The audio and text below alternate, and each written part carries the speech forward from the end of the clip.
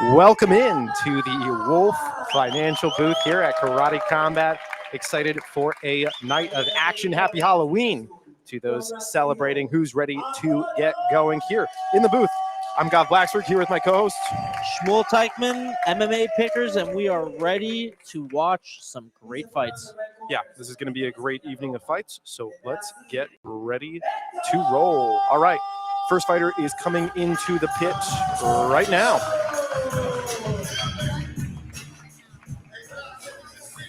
Perfect. We got the chat going as well. Feel free to jump in the chat if you're here checking everything out. All right, odds are on the screen. Oh, we're going to go ahead and mirror that video for you. Make sure that that is proper.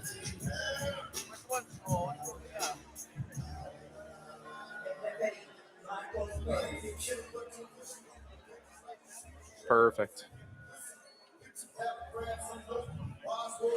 All right, let's talk about this first fight. All right, prep people for this card with Hector Santiago coming up first. And Hector Santiago actually walked out slightly before we turned on the broadcast. So this is actually Apollo Gomez who's walking out.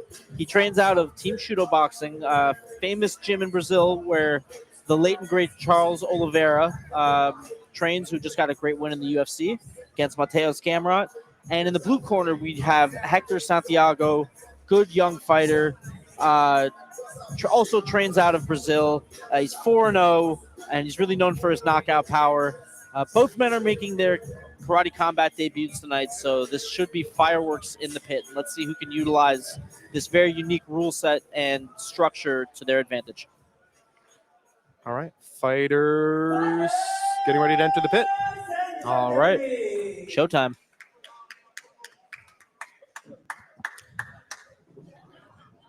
Ready to go, huh? All right, you're ready to go, and the ref's got to push you back. All right, fighters going right into it, lightly testing each other. Some light leg kicks, little touching. Santiago commandingly takes the center of the pit here. Oh, nice teep to the body there. Teep return to the body. Oh, what's going on? What's going on? Was that a TKO or a looked like nut shot or a body shot? I have no idea what just happened. Looked like it might have been a liver shot to me. Beautiful. Wow. All right. Action here for those tuning in early. Oh, and a backflip. And for all those of you who are bettors, that was actually a plus 220 underdog that just cashed. So pretty strong way to finish a fight as a two almost 3-1 underdog. Really impressive stuff there. What was that, about 10 seconds ago? Yeah, I think that was right around maybe 20 seconds. They felt each other out there for a few seconds just to start out, but looking pretty good right off the bat. Wow. Underdog, for those that did bet on this, as you can see, the whole entire ring is surrounded by Cloud Bet. That's where they offer a lot of the odds, and he's holding up the shirt right there. Oh, saying, give me a chance. Came with a message prepared. Again, thank you to everyone tuning in, by the way, here on whatever Wolf channel you're watching us on, whether it's on Twitter, on YouTube. We like to have a little bit of fun. You know, finance by day, Halloween night. We're going to bring you some action. And, of course, there's betting involved. So there's finances here, too, you know? Not betting, Gav. Investing. Investing in these fights. Not financial advice. Shout out to Apollo Gomez, winner by TKO. Beautiful shot there. And you can see there's his coach with the Shooter Box shorts. He's got the Shooter Box shirt. And, yeah, don't mess with Shooter Box, guys. Shooter Box is legit. Yeah, right off the bat. That's why with these fights, you just have to keep your eyes on the action. Fighter's walking out past us right now and headed back to the back. Well, here's what I will say. He took the loss, but he did not take much damage, at least, in that loss. Well, I be honest with you, I have no idea what happened there still. I'm pretty sure that there was a little bit of a liver shot there. Otherwise, if it was a nut shot, it looks like they would have stopped it. But if you see someone crumple over, typically maybe something in that area got hit. No, I initially thought that too, but then I saw him holding his head, but maybe that was the shots afterwards on the ground. Yeah. I think who knows? He kind of fell back, took a couple shots. By the way, again, happy Halloween. You could see our announcer here dressed as Harley Quinn in the center of the ring. There's a lot of different outfits around. You'll see President Awesome, the president of Karate Combat, soon. He is dressed as the god of war. I'm sure they're going to flash over to him. Sitting next to him is the champion, Shazib.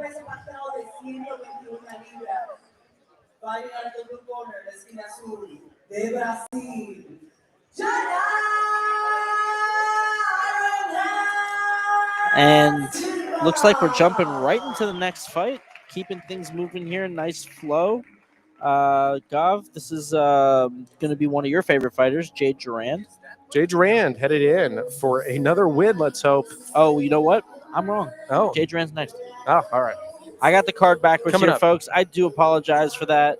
Coming up, we have, oh gosh, even for me, this is going to be hard to pronounce, Janna Silva, and she's going to be fighting Chochlikova. I hope I pronounced that right. Usually I'm pretty good with these Eastern European Did you names. say Chochlikova? That's a tough one right there. Yeah, Chochlikova. I'll take it. I'll take it. For anybody who hasn't tuned in, by the way, this is what number Karate Combat for us? Many Karate Combats. Oh, yeah. We've been here since 48. Yeah, wow. 48 was Nashville. Well, you were there at 47, but I think you said you were in the crowd. So this would be the 10th that we've been at, and look, here Or come out the 9th, female maybe? fighters. All right. All right, so Fighter in the blue corner, Chochlikova. yeah, and I remind everybody, if you want to see more info, go check out that Karate Combat app. You can pull that up on your phone right now. If you don't have the app, go ahead and just download that, Karate Combat. You can pull that right up, and you can see everything that's happening right now, results, events, things along those lines. But it should be a fun one. And, of course, as always, you can place your bets on Cloud Bets. All right, Monica Chochlikova, 29 years old. What a record there, 32-5 per record debut here. From Slovakia, Muay Thai fighter. Yeah, a lot of Muay Thai fighters have been coming into Karate Combat recently. At the beginning of the league, and this is a really cool league because the fans actually get to vote on all the rule changes.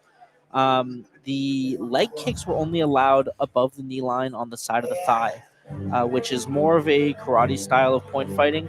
And one of the biggest weapons in Muay Thai is that shin conditioning, the calf kicks. So once they changed that rule and they changed the clinch rule and the elbow rule, it really attracted a lot of Muay Thai fighters into the pit. And we've seen a lot of them go really far and do some great things. And on the other side here, we have Janna Iron Hands. And she's going to be fighting out of Brazil. And I'll tell you guys, she might be the betting underdog, but never underestimate a pissed-off Brazilian fighter. Yeah, Janna Iron Hands. She came out, and she looked ready for business. I saw her standing up right next to us on the side of the pit. Threw up a quick prayer to the Brazilian gods as she goes in there with intent to destroy. Oh, man. I think the Brazilian gods is president of team tonight. Yeah, God of War over there for anybody who hasn't seen him yet again.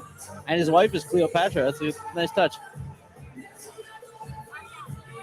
Got Shaziv rocking the Batman outfit. There we go. The Batman outfit. Listen, guys, all I'm saying is I've never seen Shaziv and Batman in the same room. They're about the same height. Lots of martial arts prowess. Maybe there's something there. Doesn't use guns. Yeah. Yeah. All right. Ladies are into the ring. Let's get this one going.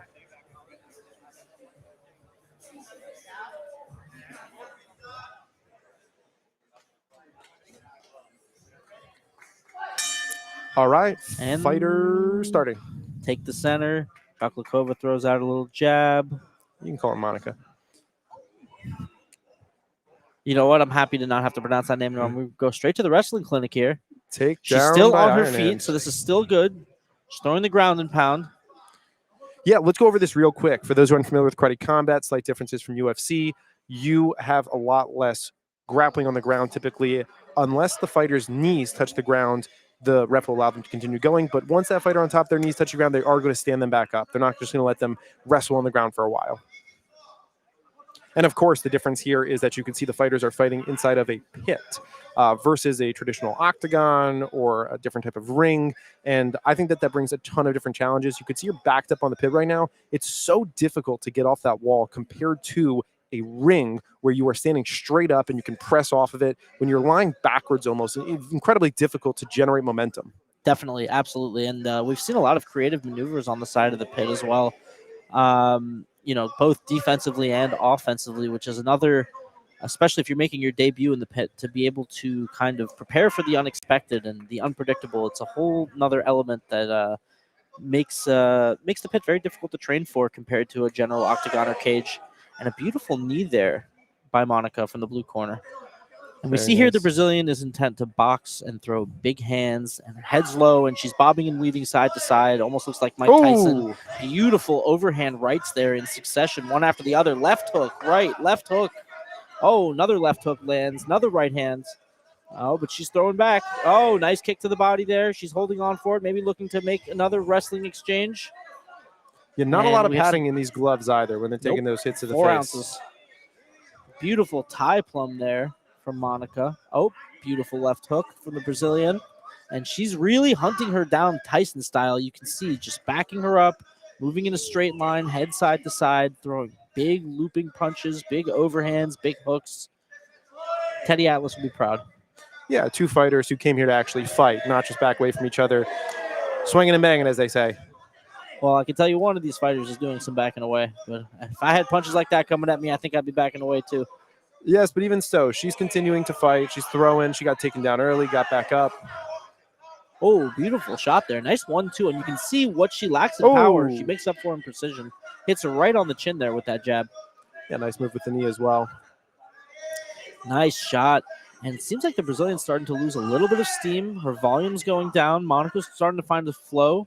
Throws a nice flying knee there, followed by a leg kick. Ooh. And that jab is really finding a home for her. And she's finishing off strong what may not have been such a strong round in her favor. Beautiful left hand there. Yeah. And a nice kick to finish off the round. Great back and forth. Great around first round. Got to give the edge to the Brazilian in that one. I think I would go red corner 10-9. But I think the momentum was starting to shift at the end of the round there. So curious to see what the cardio is going to look like going into round 2. Did look like she was starting to slow down a little bit. There we go. We've got the God of War in frame. In the back. Everyone can see him. God of War. There it is. Cleopatra, of course. I mean, star-studded panel of announcers here as well in our friendly booth to the left. We got John Danaher, a BJJ legend, coaches some of the greats like Craig Jones, Gordon Ryan. Most of the guys on the B team as well have coached under him. And, the competitive record of his students, especially the ones at New Era, it's almost perfect. I heard you challenge him to a fight. John Danaher? Yeah. No. I have a wife to go home to. Yeah. Shout out to Shmuel's wife, Serena. Gonna be here this evening. Out. Shout out to my fiance, Allie, somewhere around here, taking some photos. Hopefully making me look good. There you go. All right, ladies in the pit for round 2. So fun thing about John Danaher, you'll see there one of his signature rash guards. This man only wears rash guards. And I've even heard in some interviews from some of his students and some of his friends that he actually has a wedding rash guard with the design of a tuxedo on the front. So talk about a guy who's dedicated to Brazilian Jiu-Jitsu. I mean, look no further. Yeah. All right, clenching here to start the second, couple of knee kicks. And that is the right way to play it if you are getting backed up to that wall. Step up into the wall and use your momentum to push forward a knee into the opponent. And I see some heavy breaths from the side of the Brazilian. And I think in these clinch situations where she doesn't necessarily muscle her way out of it, the taller fighter is going to have the advantage. We've seen a lot of work with the knees. We've seen a lot of little rabbit uppercuts in there. And I want to see her go to the clinch more in round 2. There she goes again to the tie plum, lands a nice knee to the head. Beautiful kick. She's able to kind of implement her game plan here, work from the outside, make the Brazilian chase her around a little bit more. Nice jab. Oh, beautiful flying knee comes down the middle. That one would have made Jorge Masvidal proud. Yeah, I heard Jorge is going to be in the house tonight. Oh, that would be a dream. See Roca over there. Oh, looked like a little bit of contact to the eye, but she wipes it off and marches forward. And a nice overhand right there from the Brazilian. Beautiful knee from the clinch. Breaks her posture. Lands another knee. She pulls out. And it's very important when you're pulling out of that clinch situation not to let your head duck down or you will find a knee to the face. And that's going to be an expensive dental bill most of the time. Ooh. Yeah, Monica's showing a bit of wear and tear here. Yeah, you can see some heavy breaths. Her volume has definitely gone down. Eats another kick to the face there. But, look, as tired as she is, damn, she's durable because she's not even flinching at most of these shots. Oh! How many flying knees can one human eat to the face? Nice leg kick there. Yeah, Monica really putting in damage this round. Yeah. She's really utilizing her footwork, staying elusive. And we see from the side of the Brazilian, she's following her, but she's not quite able to cut her off. A few times she's able to kind of get a lead on her and land maybe one shot, one overhand right, one hook. But I'd like to see her kind of try to cut her off against the wall and put together some combos like she did in the first round. And a beautiful, beautiful clinch here. And some great knees up the middle. Oh, standing elbow followed by a big shot for the Brazilian. Monica looks a little bit rocked, but she is recovering. Beautiful knee out of the clinch. And the Brazilian is just Terminator walking her, and she gets right back into the tie plum, looking for the clinch. The Brazilian is just swinging, doesn't care what position. Wow! Kick to the face, literally turns her around 180, and now she's backing up. Brazilian is hunting her down, looking for that overhand right. Monica continuing to back up. A little clash of heads there. Nice kick to the body, and an absolutely barn burner of a round 2. Yeah, I would give that round to Chochlikova. Oh, yeah, I got a 1-1 right now. So you did better than me there. I see. Good flex. Thank you. My guy's been studying his Eastern European heritage. Yeah, I noticed also that for Janna, Iron Fist, for a couple of those throws, Chochlikova was just out of range. And that's part of having that length, right? You can kind of remain out. And it doesn't matter how hard your opponent throws if they don't hit you. Yep. Actually, it does, because if you're throwing that hard and you're missing, it's really taxing on your gas tank. And that's something I think we saw come into play in round 2 as well. The Brazilian was really gassing out. She threw a lot of big, heavy shots in round 1, and she did have a lot of success. But sometimes when you empty your gas tank and you don't get the job done, well, there's a lot of fight left after that. And, you got to win all the rounds. So that's the first one. Also, Brazilian being coached by a fighting nerd over there. Yeah, got the fighting nerd shirt on. Absolutely. Well, they're everywhere, so maybe we'll see a couple of guest appearances. Right. What's a guy got to do to meet Gene Silva around here, All right. Fighters in there for the final round. Beautiful teep kick to open up the round. And when you have an opponent who's already tired, punishing the body is always going to be a strong strategy. Or kicking it. All right. Clearly not the activity that we saw in the first 2 rounds. Oh, nice leg kick. Here we go. You can hear that from here. Oh, my God. Beautiful front kick. Yeah, she looks like she's just barely holding on there. And Monica still got some pep in her step. She's moving. She's got good footwork. Keeping her distance very well. I think when she doesn't get overeager and she plays this point fighting game, she's very, very difficult to figure out. You can see here some heavy breaths. And it looks like a lot of the power has gone out of the Brazilian, and she's being moved a lot easier. Oh, okay. All right, good movement. Oh, beautiful flying knee there again. Nice clinch work. Oh, beautiful to the knee. I know that was right to the gut. I think a mouth guard just came out. That had to be the Brazilians, right? Well, it just got tossed, so I hope it wasn't a mouth guard. You never know.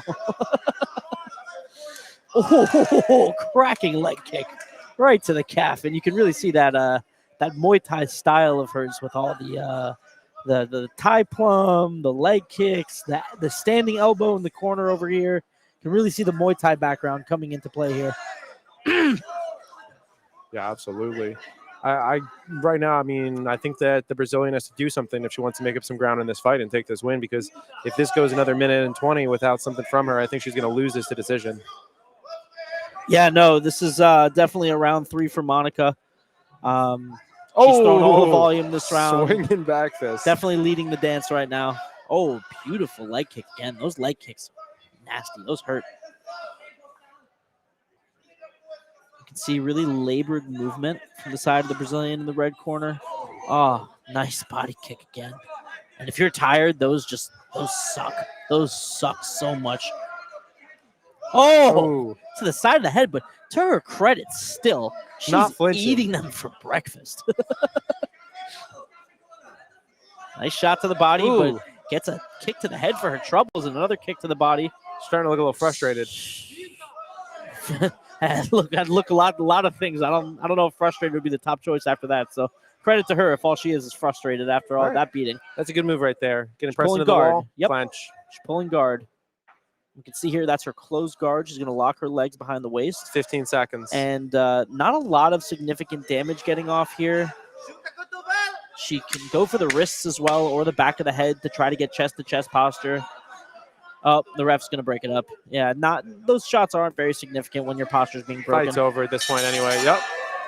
All right. Great All fight. right. Good sign. I believe that sportsmanship Monica there. Chochlikova is going to take that one by decision. Yep, I had that 29-28 as well, but let's see how the judges had it because that's what matters, obviously. Very nice. But a great treat for the fans. I mean, that was an absolute banger. 100%. 100%. All right.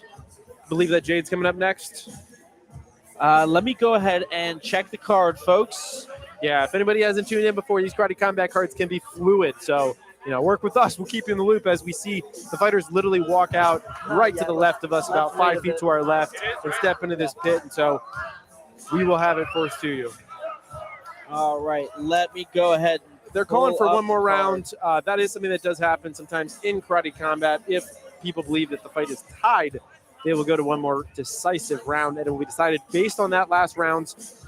But I don't believe that that is what's going to happen in this one. Yeah, in order for there to go to another round, the judges would have to not be in agreement. So sometimes you have split decisions in the UFC, for example, and people are very unhappy. Like a lot of people were complaining about the Volkov-Almeida fight last week, split decision to Volkov's favor, who gave up over 10 minutes of control time in a 15-minute fight. But this way, if there is a split decision, they're able to fight it out in the fourth round. Yeah. All right, let's go to the judge for the decision. I forgot this camera has the setting on where basically it's blurring you a little bit when you're sitting farther back. So we can switch to this one if you need it, and we'll do that. But if you're not minding, And your winner, like if it by goes way towards of you and out, like I'm in unanimous decision, focus. la ganadora, Just have a good time. por decisión unánime. All right. Monica! Very nice. 29-28 for Monica. God, say her last name again. Chochlikova. My guy. Next time I'm going to tell Sam Alvey you work for me. There Learn you how to go. pronounce names. I do my best. Okay. Oh, we got a real good one next. It's not going to be Jairen next. That's going to be in a few fights. Assuming this is actually accurate, we should be getting Cameron Paige versus Eoghan Chelmiah next. Look, what a treat that would be. Look who just showed up over there in the red hair. Oh, that's Jillian Robertson. There you go. Frequent guest of the Wolf booth over here. Yes. Former guest of the booth, current UFC fighter. Who else do you see in this crowd right now as we look around? Well, I saw, I forgot his last name, Oscar from Goat Shed, who just won a contract on Dana White Contender Series. We already said we got Shasiv here in the Batman suit. We got John Danaher. Let's see. Keep our eyes out. Oh yeah. Never know who's going to show up. It's only fight number 3. I'm sure we're going to get more people pouring in.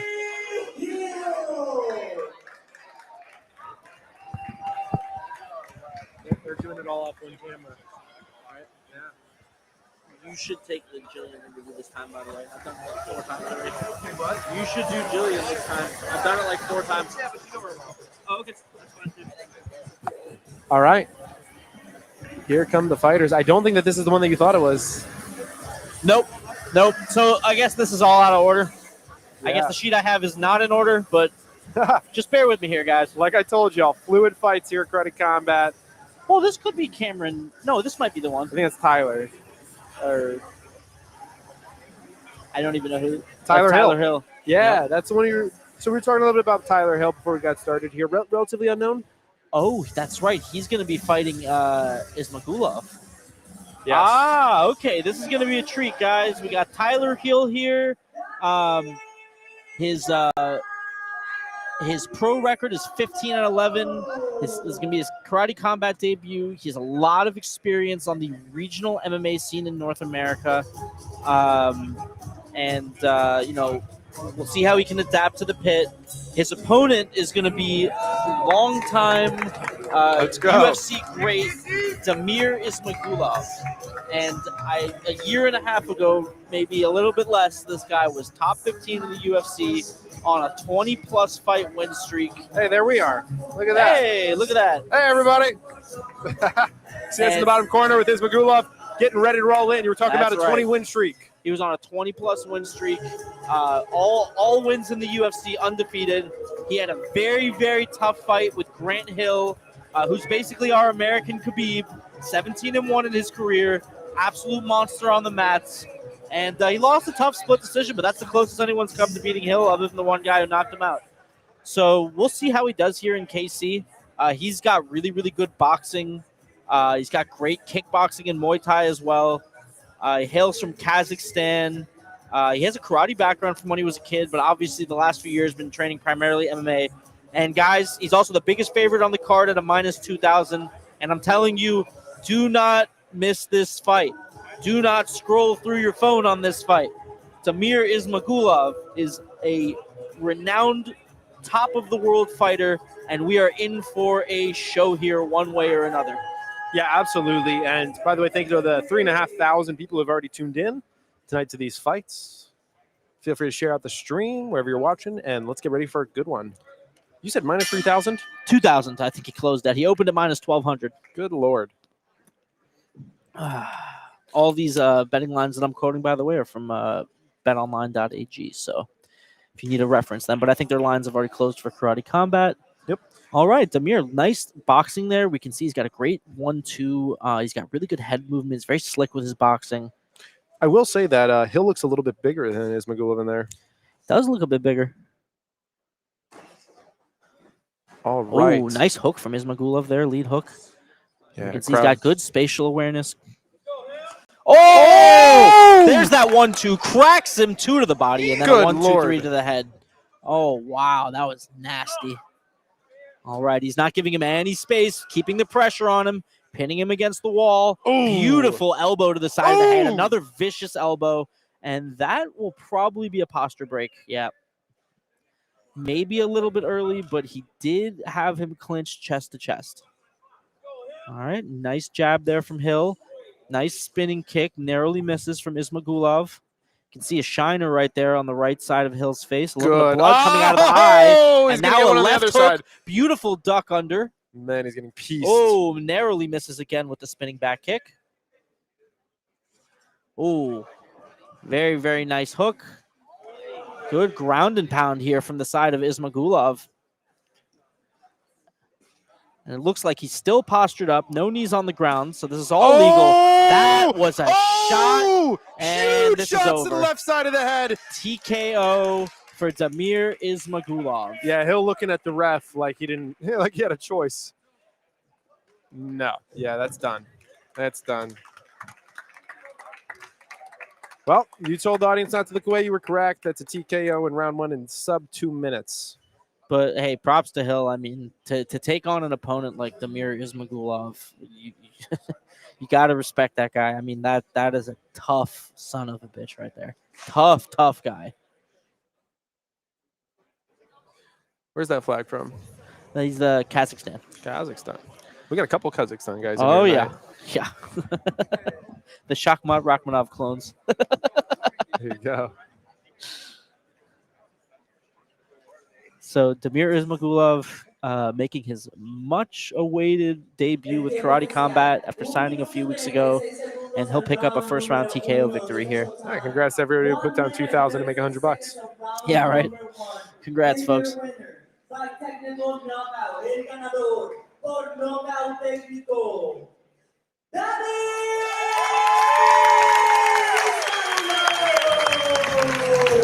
That is a lot of damage to leave on a man in 2 minutes. Wow. Yeah. Sheesh.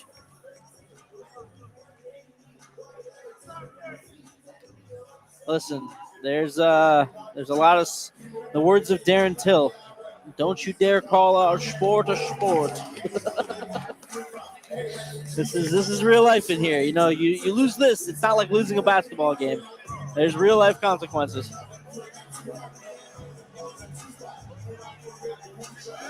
All right, continuing to fill up in here. as people come in their costumes. So there's Oscar. He's the one who just won on Dana White Contender Series in the Fred Flintstone outfit there. So he just got himself a UFC contract. He was a big underdog in that fight too, like almost 5-1, and he got a beautiful second round KO over a very, very highly touted Kenyan striking prospect. Guy was built like a bodybuilder, and he just went down like a sack of bricks. Unbelievable. But never bet against a goat shed guy. Those goat shed guys are built different, I'm telling you. We got the full X-Men coming through over here. Got Wolverine over there. That's right. I wonder how he got those claws through security. Yeah. All right. Yeah, we're getting a nice crowd here. We're starting to fill up. People are starting to file in. Some of these sections are starting to fill out. And you know it's always a party here at Karate Combat. It's always a great environment. There's Danaher. We talked about his signature rash guard. I mean, a wedding rash guard is just hardcore. Can you, for those people that don't know, can you tell me what a rash guard is? So a rash guard, if you look at John Danaher there, who's that bald fellow with the headset, that's what you wear during a no-gi session of jiu-jitsu, in a no-gi tournament. And it's essentially supposed to simulate a skin-tight shirt, so you're practicing jiu-jitsu without something to grab onto, similar to a gi. So it's usually a lot more of a wrestling heavy style, or a lot of the guys in no-gi go after leg locks, or a little bit different because there's it's a little bit more limited than gi because you can't grab onto collars and cuffs and wrists. So John Danaher has trained all of the best no-gi practitioners on the planet, and the lore is that he wears a gi everywhere he goes, and he has a wedding gi that he's worn to a couple of his students' weddings. So we can see here, this is his Karate Combat gi, actually. There's a Karate Combat logo on the back there, and it says Pit Submission Series on the side, and it's sponsored by Venom, so he truly does have a gi for every occasion. Yeah, customized. Yeah, no, that's a nice one. Well, he works very closely with Craig Jones, who's been very involved with a lot of the Pit Submission Series, so I'm sure he's been in the loop, and I really wouldn't be surprised if he was part of the design or the idea to put jiu-jitsu in there, because a lot of brilliant ideas in Brazilian jiu-jitsu come from John Danaher. How long ago was that Craig Jones Invitational? I think the original CJI was 2 years ago, and then the last one was in August. Very nice. Yeah. That was Cheryl Sonnen got choked out, right? Yeah. But I think he thought it was best out of 5. Yeah. So a lot of people don't know this, actually. That's a callback. Many years ago, Chael Sonnen fought Anderson Silva in the middle of Anderson Silva's 18-fight win streak, and he beat the snot out of him for 4 rounds. And in the 5th round, while he was on the bottom getting pounded in by Chael Sonnen's fist, Anderson Silva threw up a triangle after isolating and trapping one of Chael Sonnen's arms, and he was able to finish him. And in a very famous post-fight interview, because he had come so close to beating who was considered at the time the GOAT of MMA, very decisively too. A lot of those rounds even could have been 10-8s, or he basically just controlled them the entire round. He said, well, I thought it was best out of 5, so I thought I had to win anyways. Classic Chael Sonnen line, you know? Yeah, what a beast. He's got some of the best one-liners in MMA history. There's a great press conference with Chael Sonnen and Tito Ortiz. If you guys haven't seen that, go check it out. And then remember who told you to check it out after you die laughing. That was the first one that I watched. Great. Not going to quote it on air, though. Nope. PG-13, you know?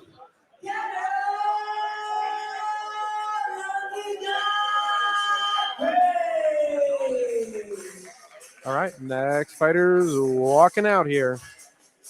It's like a mystery box since everything's out of order. You never know what you're going to get. It's fun.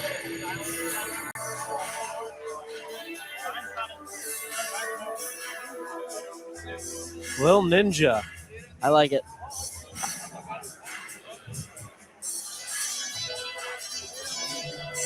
So this will be Cameron Paige versus Eoghan Chelmiah.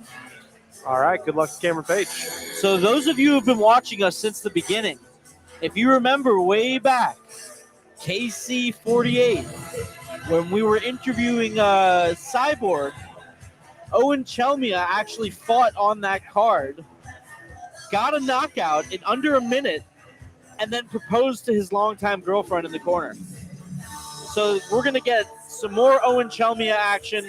He's coming off of a tough loss to Arturo Vergara, knockout in the first round, but looking for a good bounce back. And here we have Cameron Paige making his Karate Combat debut, pro record 5-3. He's got a lot of Taekwondo experience, so we're going to be looking for those fast, snappy kicks, that quick footwork, just the speed in general. And Owen Chelmiah, coming from his Irish MMA background, he'll be looking to close distance, get in close, use his boxing and his dirty boxing, and find that chin like he's done so many times. Yeah, shout out to Paige for getting in the ring here with Chelmiah. Paige, 37 years old, still kicking. Hey, DC started at 30, 38, 39, became champ by 40. I mean, never too late, guys. DC started at 38? So, yeah, he was wrestling for a while before that, but he only joined the UFC like 37, 38, because he was in Strike Force before that. Wow. Yeah, a lot of people don't know that. When he fought Jones, he was old. I mean, he beat Stipe at like 40 also in heavyweight. Remember that one. And there's Owen Chelmiah's signature cowboy hat. Very nice. Chelmiah training camp, looking in shape. Yep, trains out of Ireland. Minus 667 favorite. Oh, he closed much higher than that last I checked. That's per cloud bet. Okay, right. Bet online, he was like at minus 1,400. I think he closed that. So interesting thing with Owen Chelmiah, he has a PhD, or he's working on his PhD in engineering right now, and he actually owns, operates, and lives on a ranch. So this guy's he's a rancher, full-scale farmer, who also is an engineer, who also is one of the best MMA fighters in the world, and he also won the IMAAF, which is one of the best amateur competitions in the world. So really multifaceted human being here. Wow. Very accomplished. Let's see if he can add to the accomplishment list tonight. Get ready for another good one here. Yeah, this should be a banger, folks. A lot of violence here. This could be very quick, though. Owen Chelmiah is known for finishing fights very quickly. And, when you are known for that, whether you're on the winning end or the losing end, if you're looking for those types of exchanges, it's generally going to make the fight end quicker because the other fighter is also going to be close in the pocket. Someone's got to hit someone. There it is. Goes right in. Looking to get the boxing started. Big punches from Owen Chelmiah. Catches Cameron Paige there. Cameron Paige looking for a takedown. Can't find it.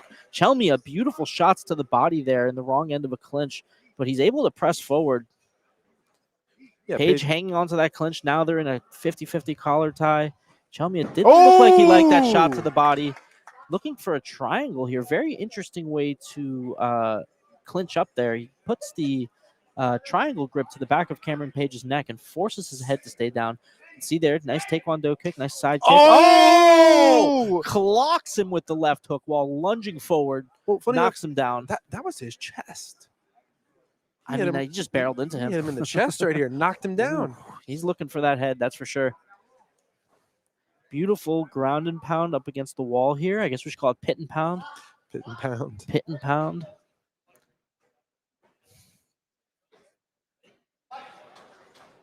Oh, good Lord. Chelmiah just swinging. Throwing big hooks. Nice knee up the middle. Gets him in the body. You see good head movement here from Chelmiah. One thing he does very well is when he throws these combos, he moves his head as he throws his punches, anticipating the punches coming back. And a nice blitz there to put Paige back on the wall. 6 punches right there. Yep, just throwing straight jab, cross, jab, cross, jab, cross, press him right back to the wall. We see here Paige looking to get the wrestling going, looking for maybe an ankle pick, transitions into almost a double leg grip. But Chelmiah is going to clinch here against the wall. A couple pitter-patter shots, but he secures the overhooks, and he'll force a stand-up. Just me or Paige kind of looks pretty tired already. Yeah, I mean, getting hit in the face is exhausting. Trust me. Hit in Oh, the face bloody. He points at him there, but maybe a little bit of talk too soon as he ends up on his back eating big punches, and now he's covered in blood. Yeah, bleeding off the back of his head. Big patch of blood right there, and it looks like Chelmiah was actually trying to hit that specific spot again. So that is after he saw him bleeding. Just to clarify, that is on the side right behind the ear. So that is a legal area legal for strikes. It would be the back of the neck. For those of you at home who are not familiar with the rule set, where the strikes would be illegal. Oh, nice knee there from Paige. But gets pressed up against the wall. Throws some great downward elbows, though. That's a great move. Chelmiah looking to posture up. He's going to have to posture up quickly or the ref is going to stop this. Chelmiah. Oh. Back of the head. Yep. Back of the head for Chelmiah. Yeah, Paige looks fine, though. Yeah, it's very likely the fight will continue in a moment. The ref will check in here with Paige, make sure he is good to continue fighting. Paige confirms it's good to continue fighting. He'll come over here and he'll issue a warning to Chelmiah. You are not allowed to strike a fighter directly in the spine, for obvious reasons. But we will have a continued fight here. Hopefully, no bad doctor stoppages or nothing. Chelmiah looks like he went through camp for this. Look at him.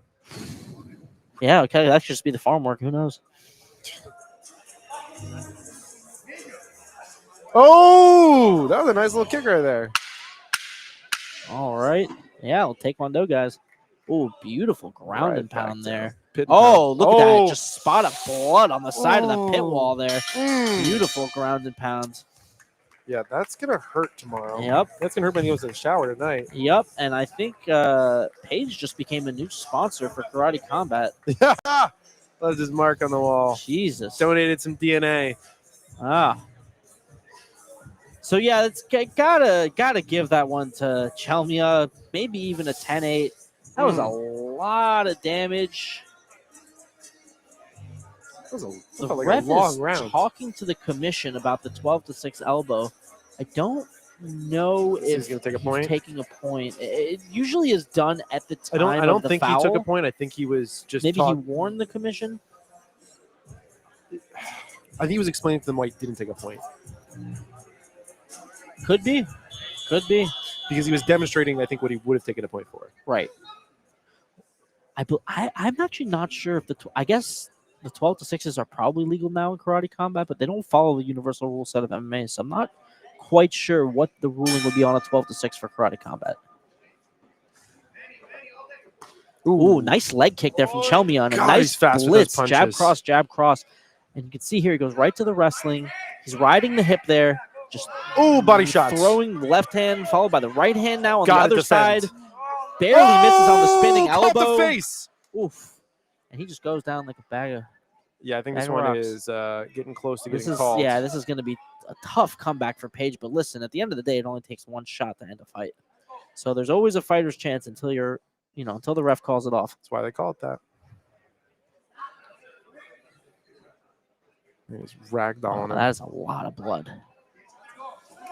Oh, good left hook there. Did you catch that from Paige? Yeah. Right before he went down. That was a very solid left hook. Almost looked like he was setting up a choke there for a second. You can see he's slipping his arm under the chin, but that's actually a very effective wrestling defense. Where the head goes, the body follows. Oh, my God, gets planted. That was crazy. Oh, Paige's eyes starting to close up. Oh, this is over. This is not getting out of the round. Oh my God. What happened to Goes his for face? the axe kick, though. I mean, you got to admire the fight in this guy. All right. Look at the side of Paige's face when he gets up. The right side. That is a hematoma right under the eye, the size of a baseball, folks. And it looks like Paige is just covering up, but he is throwing back a hook.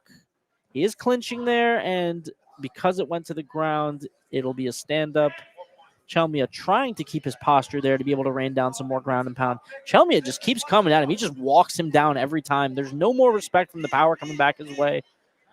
This is just brutality. Beautiful, beautiful violence. Grabbing that arm. Yep, he's riding the hip there with the right hand. And that's kind of allowing him to put his weight on top of him and keep him pinned there. And then with the left arm, he's looking to hit him in the face. And you can see there also with the right hand, he's going to be riding the wrist, which is going to stop him from using the wrist to either get up or defend himself. And stands up right back down to the ground. You have to wonder how many times the ref will let the fighter get knocked down before he calls the fight.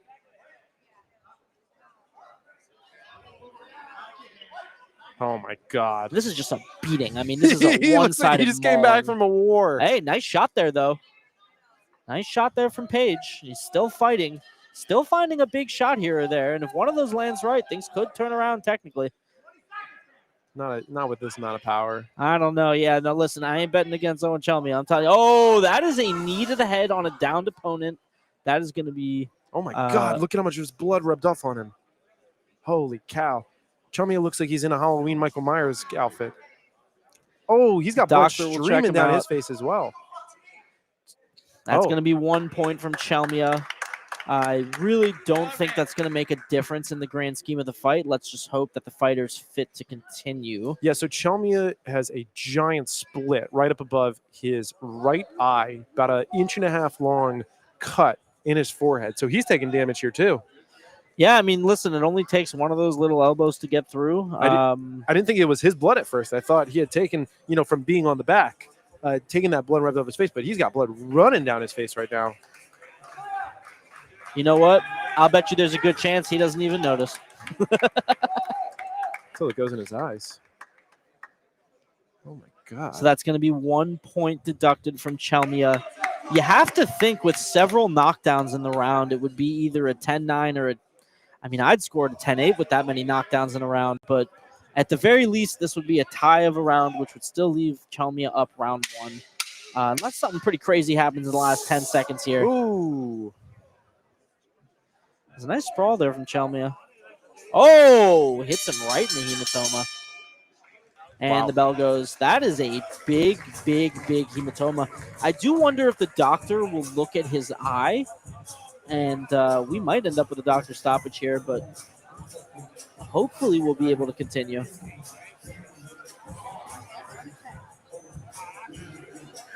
Looks like the doctor's actually heading over to Chelmiah's corner to check on the cut over there. That cut's really bad. I got a close-up look at it.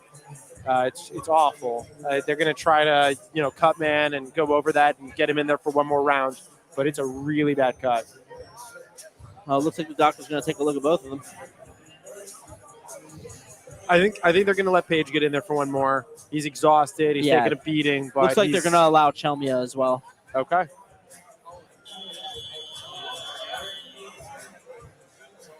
Craziness, as always, here at Karate Combat.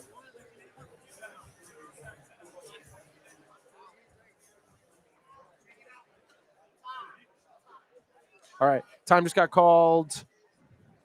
He's calling back the doctor to take a look at Chelmiah. Take a look at both of them at this point. No, I think it's the problem is the blood, the closest of the cuts to the eye. Right over the eye. Yeah, we got. Look at it. So we're about 4 feet away from Paige. Look at the side. Look at that. Ooh, yeah, that's a nasty hematoma on the eye here, but hey, he might be due for a doctor stoppage here. Yeah, I think he's going to get the doctor stoppage. Look at the blood running into the eye. I think there's a chance they might let Chelmiah fight this one out. They just want to wipe it off a little more. I don't know. Honestly, I think that they might call this right here because that cut is already splitting open. It looks bigger than when I saw it 5 minutes ago or a few minutes ago. Just got to take into account where he stands in the actual fight as well, though. Because so that will factor. Go? Well, so they would just call it based on. Well, no. If they end the fight right now, Chelmiah loses via doctor stoppage. So that's what I'm saying. Well, that's what I'm saying. They might be more reluctant to do that if they feel he's ahead in the fight. Joker, Perez. Perez. Looks like they'll let him continue. Yeah. Oh. Yeah. Jorge. Jorge Masvidal just pulled up. I thought it was Perez for a sec. Oh wow. Yeah. Look at that. Very nice. All right, they are letting this go to a third round. Chelmiah. Oh, nice shot from Chelmiah there. Yeah, I'm pretty sure Chelmiah is thinking, I've got to finish this so that they don't doctor stoppage me. Oh, beautiful left hook there. And you can see he's keeping a high guard right over that cut. And you really got to respect Paige in this fight. I mean, he's an absolute dog. Still swinging after getting knocked down probably north of 10 times at this point. And clasping and pulling in. He's pressing on that cut on his forehead as well when he does that. That's got to be painful.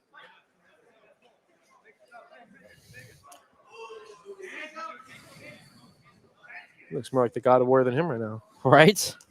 Well, for more reasons than one. Yeah. And then this has been a beautiful, beautiful fight. Nonstop action here. You can see there he's hunting like Tyson with that peekaboo style. We saw the Brazilian do that in the last fight. Oh, beautiful shot there from the inside of the clinch. Goes over the top on the right side. And Chelmiah is going to be looking for more ground and pound here. This is a clinch, probably going to end in a separation. Now he's slipped out, no separation, still going. Jordan looking to come in on the single leg. Sorry, Cameron, excuse me. Oh my God, they've almost gotten bigger. Oh, beautiful jab there. Sharp and crisp from the side of Chelmiah. And a nice right hand coming from the side of Paige. Chelmiah ducking under and looking for that 1-2 again. Paige able to elude. Wow.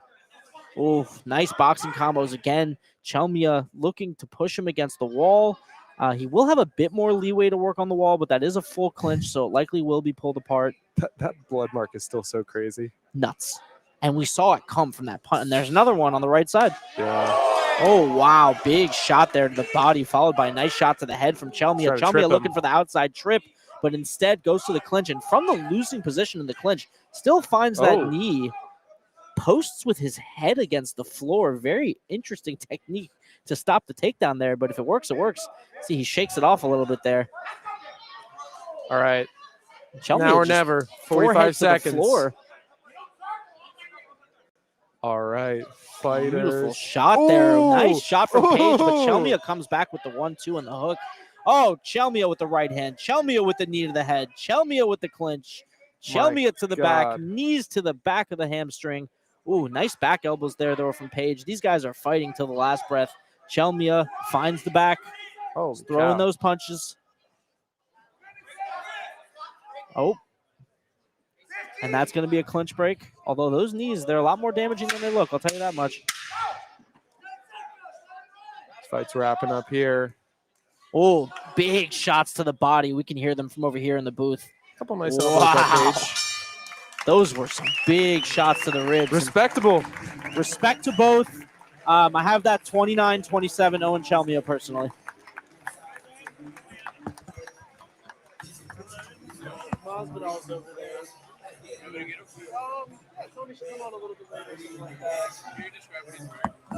He's the dude with the long hair and the bucket hat. That's Jorge Masvidal. Yeah. No, there's nothing out like that. We're supposed to have him on, yeah. Yeah. We ran out of time. You just give me the signal. Okay. That's all I have for. Yeah. I'm gonna hit the bathroom right quickly. All right. Seeing if we can get Masvidal into the booth. Oh, that'd be fantastic. Jorge Masvidal is an absolute MMA legend. Has the fastest knockout in UFC history. 5-second flying knee over Ben Askren in 2019. He has fought. Poor Ben Askren. Well, hey, he's making a thank God he's making a great comeback. Well, yes, from the health. Yes. Yep. I wasn't referring to that. Just to be clear, I was referring to the Jake Paul fight and the Masvidal fight. Oh, I misunderstood then. I'm the idiot. I apologize. No, you're good. You're good. But yeah, no, he let's listen to the decision. I think that was 29-27 also.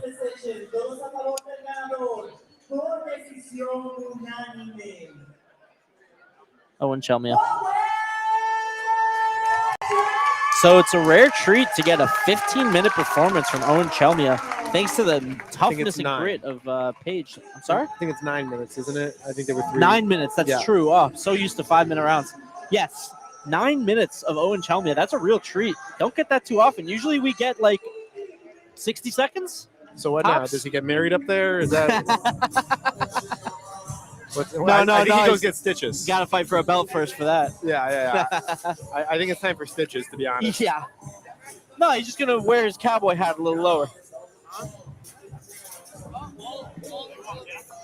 We can get Masvidal. Just run them by me first. Yeah. How are we doing with research? They have like 3,500 All right, I'm hearing that we have a great audience tuning in here on X still. Let's take a look at what we got. 5.8 thousand. Huh? 5.8 thousand. Very nice. 5.8 thousand legends. Legends of the game. Legends. I hear maybe some more Miami legends will be turning up in the house. And yeah, shout out from Miami as well. This is where Karate Combat's been doing the last few. Seems like it's found a home. Yeah, things running pretty smoothly here. Oh, man. I see some beard, no mustache, guys. Beard, no mustache. Things about to get real. Amish? Yeah. Oh, yeah, sure. Where is Islam? Oh, no. Nobody checked the grappling, brother. 2-3 years. So, fun story about 2-3 years. On Dana White Contender Series this year, they actually featured the first regional American scene pro MMA fighter that went to Dagestan for 2-3 years. Interesting. And Right. he was like 13-7, went to Dagestan 2-3 years and forget, came back, 5-fight win streak, gets on Dana White Contender Series, and then they give him an actual Dagestani and he gets eaten alive. Sometimes Just a sick joke, you got to make it to the top of the mountain to fall to the bottom. right? All right. Oh, boy. That's a bruiser. That's a big feller. Woo! That's a big feller. Rocking the Taekwondo gear.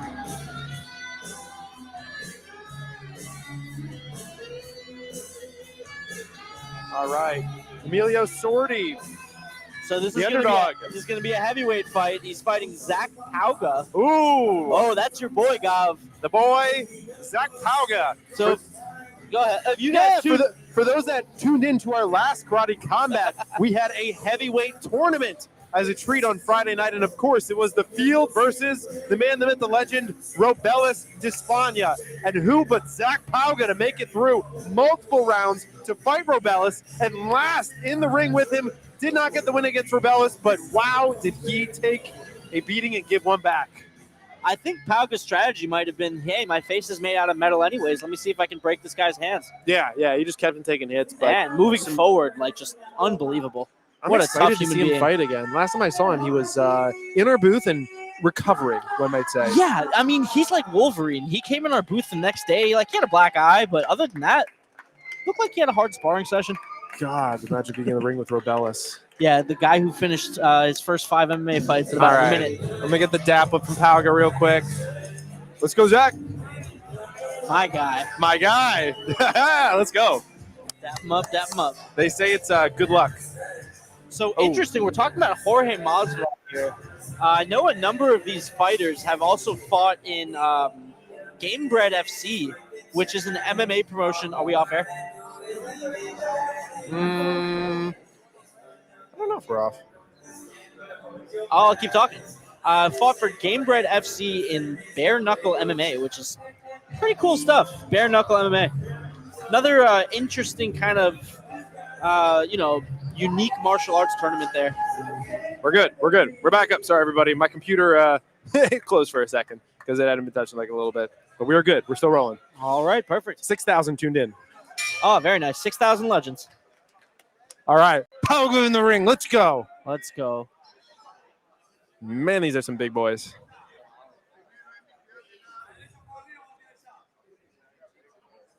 Pauga, the most durable man of 2025. Yeah. Factual. I like the Jason Momoa tattoos, too. I think he said last time they were tribal. Interesting.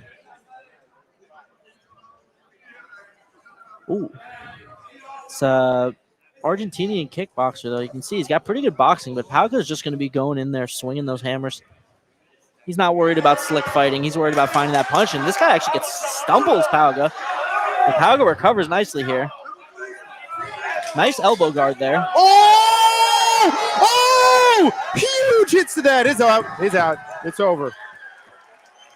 Wow. Oh my. Holy cannoli. Well, I thought it was good luck to dab me up before the fight, but it was not enough luck for Zach Pauga, who just got absolutely rocked in there. Yeah, it might have stood him up a little fast there. I think he was trying to stand up, and they, thought it was okay because of that, and tried to help him. But man, big win, and huge win. Yeah, and the way he won too. I mean, you're talking about a guy who just went 2 rounds with Robelis, and to get a knockout that quick. But that's heavyweight for you. All right. Good Lord.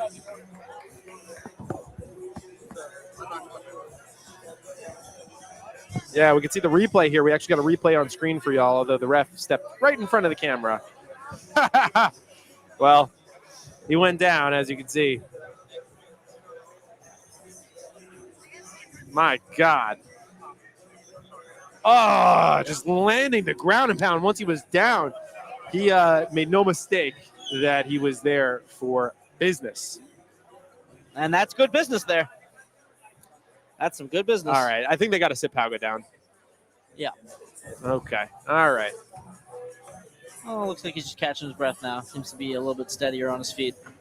Rough result there for Pauga. Yeah, what was that, 20 seconds maybe?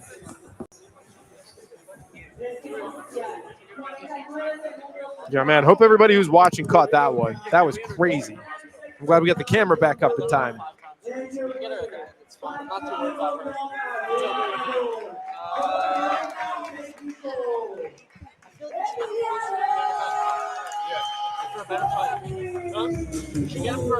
Yeah, Emiliano Sordi, the underdog, if you took him. Man, always money to be made in this game. Yeah. We did shit, Julian. Is there anybody? I feel like it's the same thing over and over again. There's only so many tic-tac-toe. Oh, all right. All right, I turned off the screen again. The guy from Shed, Stick with us, stick with us. I will have this right back up. All right, we're good, we're good. I think I need to stop putting my phone down over there, unfortunately. I think that is what is causing that. But we're still rolling here. Shout out to everyone that's tuning in here. Karate Combat 57. Heavyweight fight just went down. Another knockout. Looking forward to the next fight that should be coming up here shortly. They keep us also surprised here at Karate Combat. We never know what fight is coming up next. So watch for the fighters to walk into the ring. Again, it is Miami Halloween night. We've got some legends of the game. Jorge Masvidal over here on the left. Jillian Roberts over there. Big crowd filling up in here.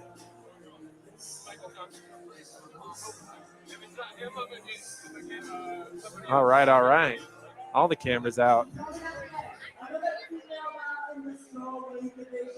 Ooh, all right. Big fight coming up here for the female strawweight division.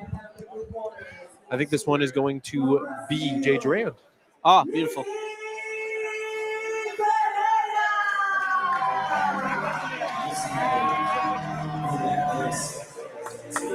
Oh, we got another Brazilian out here, Ferreria, and she's a tough chick, definitely. This is going to be a test for Jairen, that's for sure.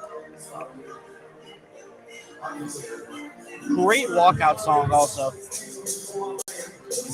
All-time classic. But that's a lot of pressure, a walkout song like that. Don't give a damn what you think. I'm doing this for me.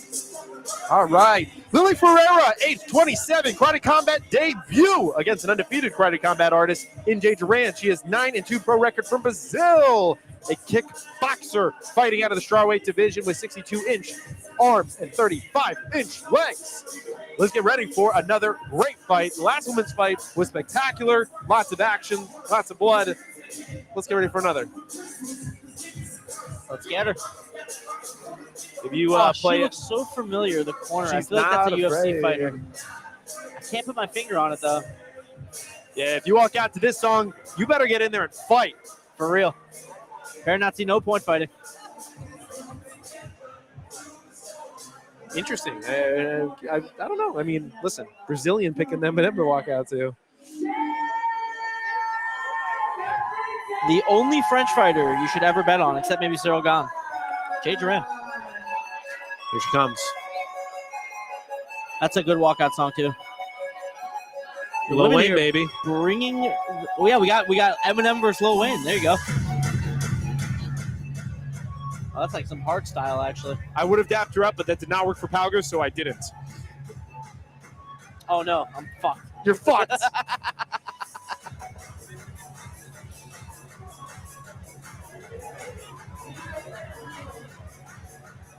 Is this like a remix of the Wayne song? I don't know what this is. Some hard style. I feel like I'm back at Dubstep Disneyland, baby. back at Lost Lands. Jairen is only 25 years old, but she is 2-0 in karate combat, fighting out of France. 9-2 pro record, kickboxing style. Of course, also in the strawweight area. Very similar reach in terms of her leg and arm reach. So, two fighters that are pretty much the same size here. Oh, nice. Oh, look who's showing up. Here, I'll go out this way. You stay Yeah, there. scooch one over. We've got one more headset. Here, right there. There we go. You look like Scarface, man. That's good, my guys. Welcome into the booth, brother. We're out here once again. That's right. Oh, shit. Yeah, let's go. All right, call this fight with us. Oh. Jay, of course. Right to it. She's going to knock her out the next round. If she's not going out there. We should mention for everybody that is watching, about 6,000 watching right now. The champ is in the booth. Champ is here. The champ is here. I'm coming back now in December, so we're ready for another flow in the ring, you know? In the pit. The best Oh, we got pit some in the fight world. news? Yeah, December 5th. I'm defending my belt. So, oh, shit, this fight is We have an December opponent yet? very good. Conversations. We're Okay. out there. We're out there. I saw a couple of I have good to ask, fights I in have to Bantam way now. They're good. Like Hector Santiago with the other guy was a good fight. That was a fast knockout. Oh shit, nice.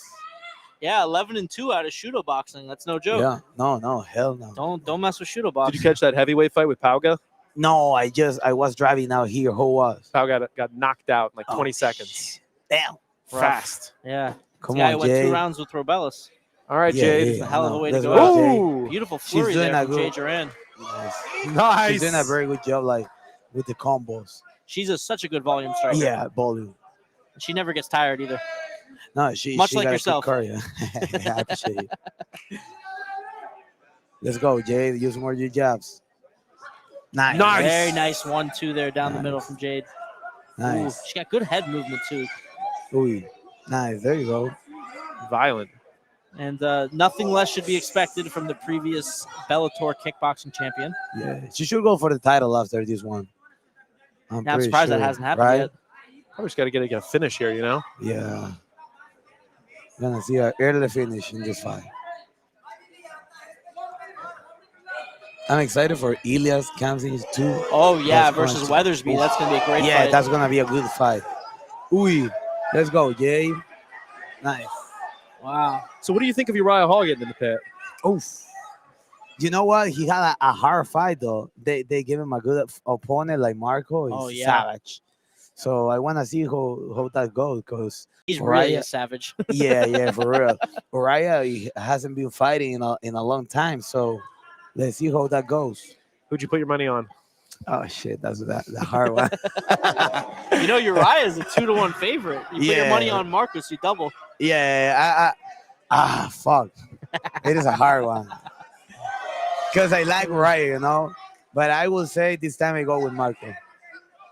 Yeah, he looked really good his last time out. too. Yeah, he looked good. I thought they were going to give him Alvi. I thought he looked that good his last time out. But hopefully, if he puts on a good show here, Yeah, after this one, He'll be undeniable. Dude, where is Sam Alvey? I miss him. Yeah, well, Sam Alvey is the real champ, you know? He's a beast. Yeah, Dude, he's a Have you seen Sam Alvey's TikToks? No, They're I never. so funny. No way. They're so funny. I gotta see that. he keeps posting he's going to fight some random guy on the 14th in a sanctioned MMA fight. His Yeah. biggest trash talker. The guy, he bench presses and then he sits No up and way. he calls him out. One of those guys. I That's really hope that crazy. happens. I hope. So. I wish to see Yeah. that one. It's great. You guys ever get any dojo stormers in the goat shed? Yeah. Any tough guys? No, my people out there, Shazay, the lightweight Have you- champion. Have you guys had Masvidal Yeah. in the goat shed? Oh yeah. Yeah, he's chilling over there. Yeah, all the gosha from there. All Hey. my people. I've never seen Shaziv and Batman in the same room. That's all I'm saying. They're about the same height, so maybe it's not a costume. You don't know. Yeah, Maybe he exactly. doesn't even know it's Halloween, you know? All right, round 2. Let's see. Oof. Nice they shot start there. fast. That's what I like women's fight, you know? Bro, they are go for everything. Is that Michael Johnson back there? It is. It is, right? Yeah, it is. Okay. It is. I saw them when I saw him. He That's was cool. great. He's great. Yeah, he's great. Oh, nice elbow. Yo. Why did he stop him? Once those knees are down, you know. Well, what fast? Oh! Yeah, they have been stopping it pretty fast tonight. I was surprised It's how been many the same times ref for all the Chelmiah got fights. stood up. This guy. Yeah, he's been, You know, he's been the it's same ref. funny fact. That guy was his nice first double fight leg ever was with me refereeing my fight, That was his and first. I knocked it out. I knocked the guy out in 9 seconds with a flying knee. And he was like, he didn't know what to do. And after he confirmed me, yo, this was my first fight ever refereeing. you gave me like You made it easy. You made it easy. There you Exactly. go. It's a night for you. Oh, that's great.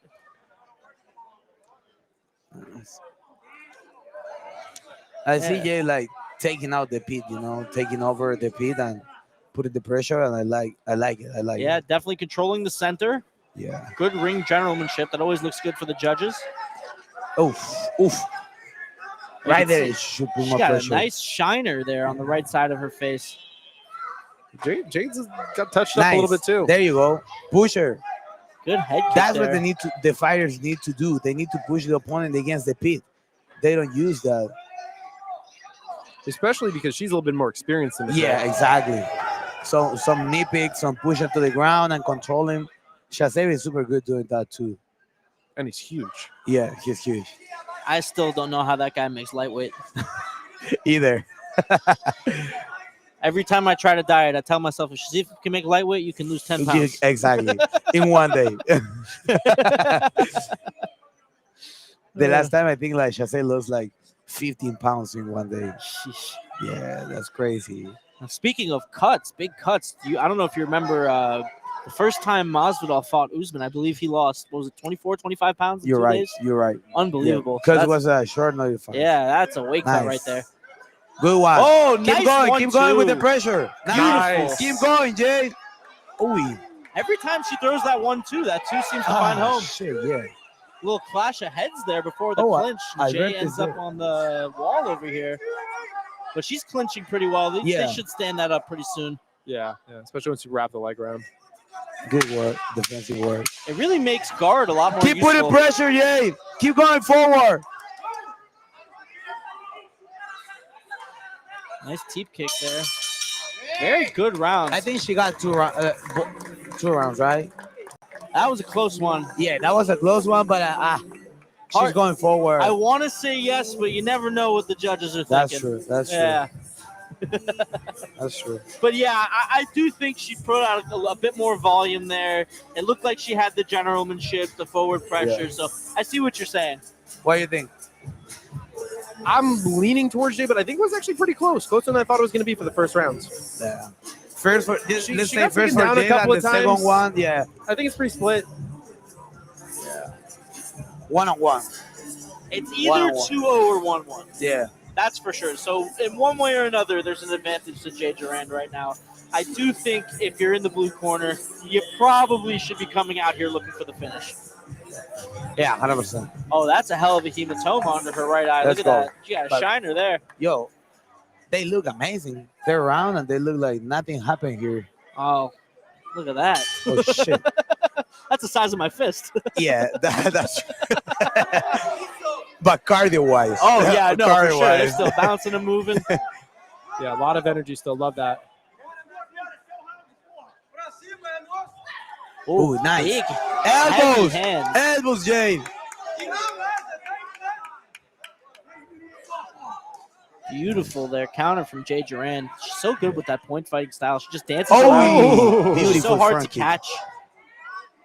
Yeah, she's super fast in and out, in Yep. and out. Fits the karate combat style to be able Yeah. to blitz like that. 100%. And I feel like the pit really favors if you have good footwork. Ooh.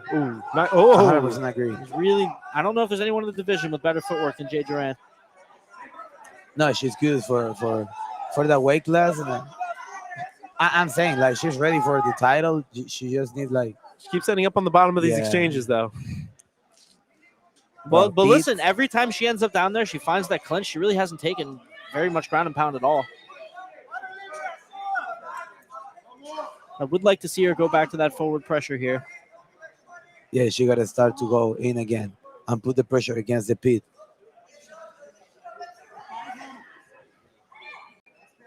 Shout out to Apollo back there. Yeah. He's got the Rick James outfit He on. got, yeah, the good outfit out there. He's looking for some Coca-Cola, maybe.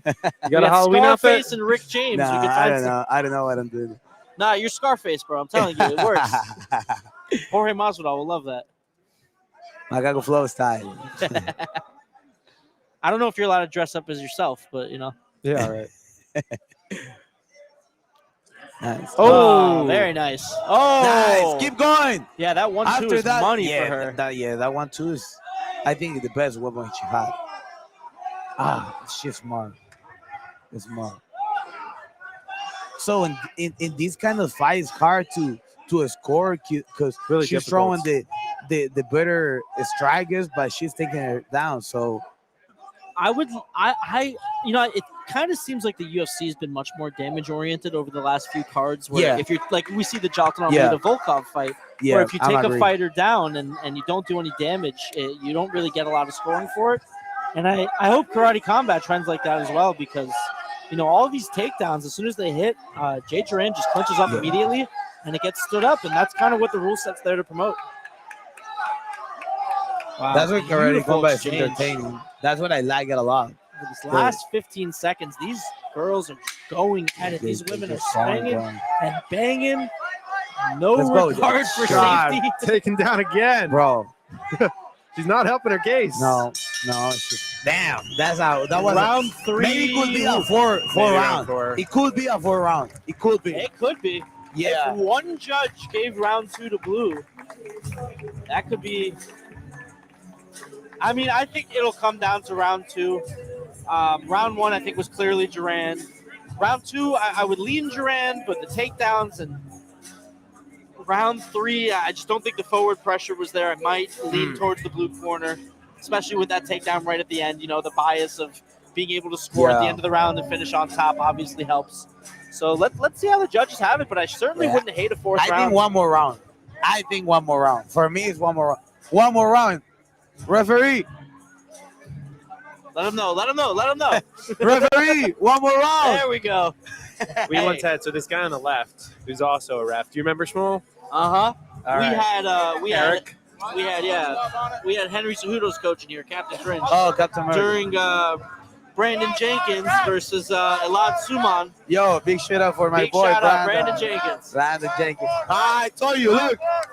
One There it more is. round. One more round. Come She on, looks one more tired. round. Look Yeah, at those she looked like breaths. this. Those are big breaths. Oh, Shorty She's doing Torres. some So, yoga in the corner there. Wow. So it was during I think was it Kamzan's Oh, fight? one more round? Yeah, Or no, is it that- was Elad Suman Oh. and Brandon Jenkins. Without Yes, lots decision. of them. It's going to be Durand if it's unanimous. It has to be. Unanimous? Yeah. It No. has to be Durand. And your winner, flyweight split decision. Split. Yeah. Split. Por decisión dividida. Oof. Fingers crossed. Yeah, I think Jay. Oh, Wow. Damn. Those takedowns. Yeah. She got that 3rd round. Damn.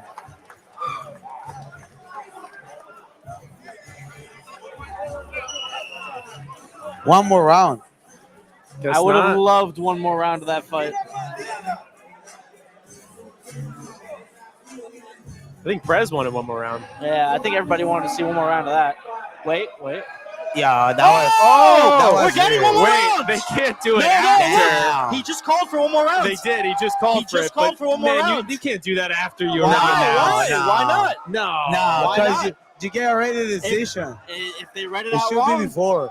if they read it out wrong, if the No. announcer announced it wrong, think about it. That's In not the okay. UFC, they've announced the wrong winner. They don't not reverse it because they announced the wrong thing. Yeah. If they misread the scorecards, But they're not saying the wrong winner. They're saying that we didn't have a decision. Yeah. well, no, because Karate Combat's not supposed to have split decisions.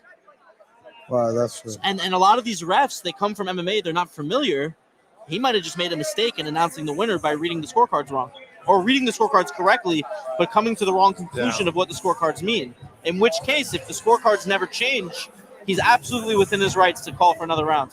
But that's what we wanted anyways. We just all got done saying how much we wanted another This round. is like the Steve Harvey moment. I don't know if you guys remember where he read out the wrong winner for Miss America or something. Yeah, that shit is. Oh yeah, you just win the Miss He has to Universe. take the Miss Universe. And they take her the crown and it's like, yo, Oh my God! Imagine that. Yo. You get that euphoria. if she got that, if I would be her, like, I I gotta would say, go to. If I was Kill. Jade, yeah, but like, no, if I was Jade Kill. coming in here, I'd be like, oh my God. If she don't go like flying knee, I don't know what she's doing. Oh, how about yeah. big overhand right? Nah, Right to the that's wrestling. Right, Smart. that's it, That's smart.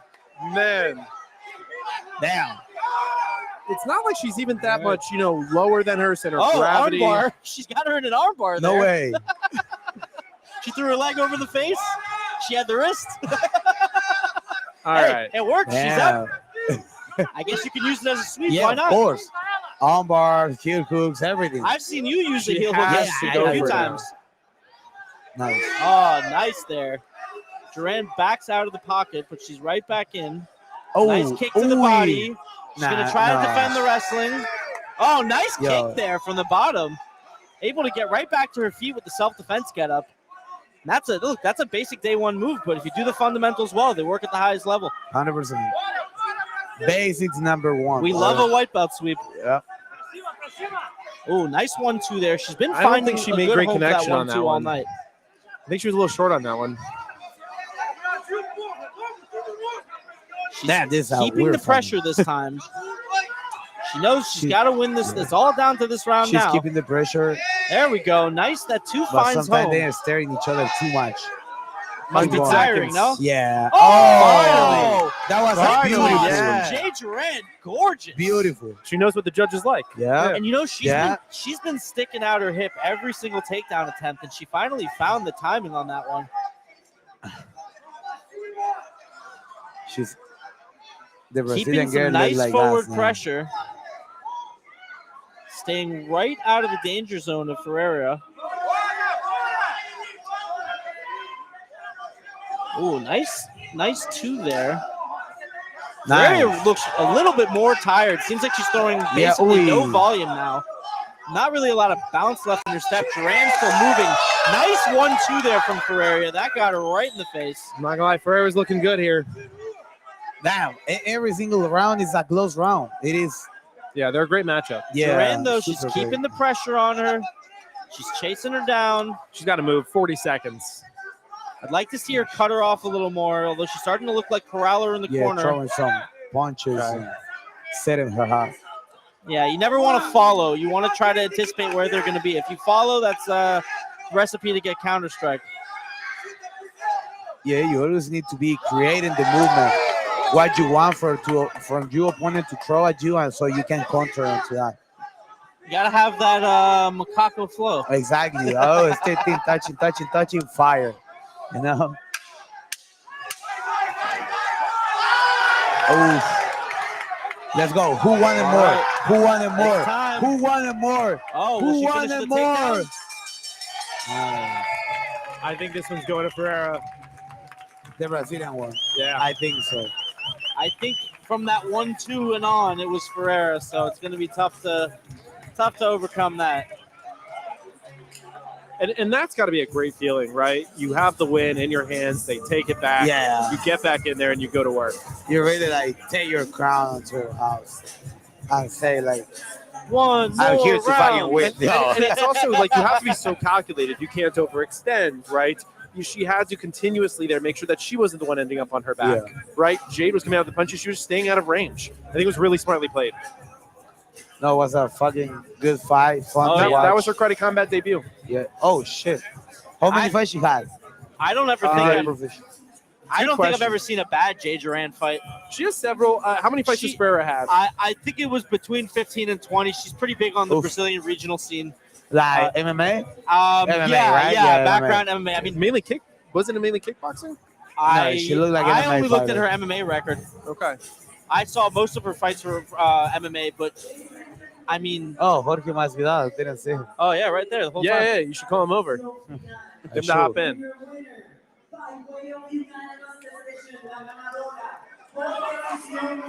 Yeah, I've never seen a boring Jade Jairen fight. That's for sure. Yeah, that's true. But listen, there's not many better scenes than Brazil for MMA. So. What up, baby? How's it going? Well fought. Well fought. Good fight. Yeah, great fight. Great fight. Great fight. Yeah, that was entertaining. Wow, 2 big underdog wins in a row. Those glasses are fire.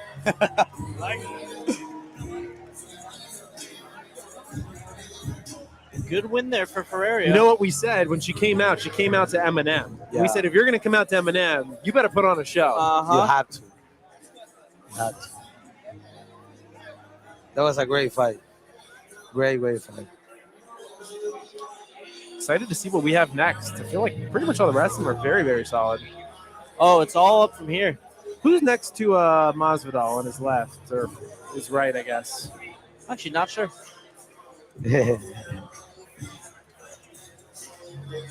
Jorge. Trying to get his attention. He should pop over. Oh, Masvidal, Jorge. Yeah. Yo, let's bring him over.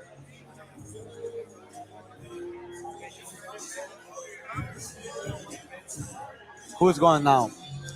So you never know. I have it's not the list, according, but it's all no out way. of order The on list mine. is out of order. We get surprised when they walk out. She gets the card and she knows.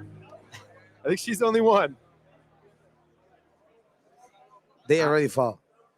Sordi. Yeah, Pauga fought. Yeah. Yep. Sordi won. Chelmiah fought. Yeah. They just fought, so it would be. They It's fought. gonna be Roca. right there. Roca. Let me see. Yep. Roca.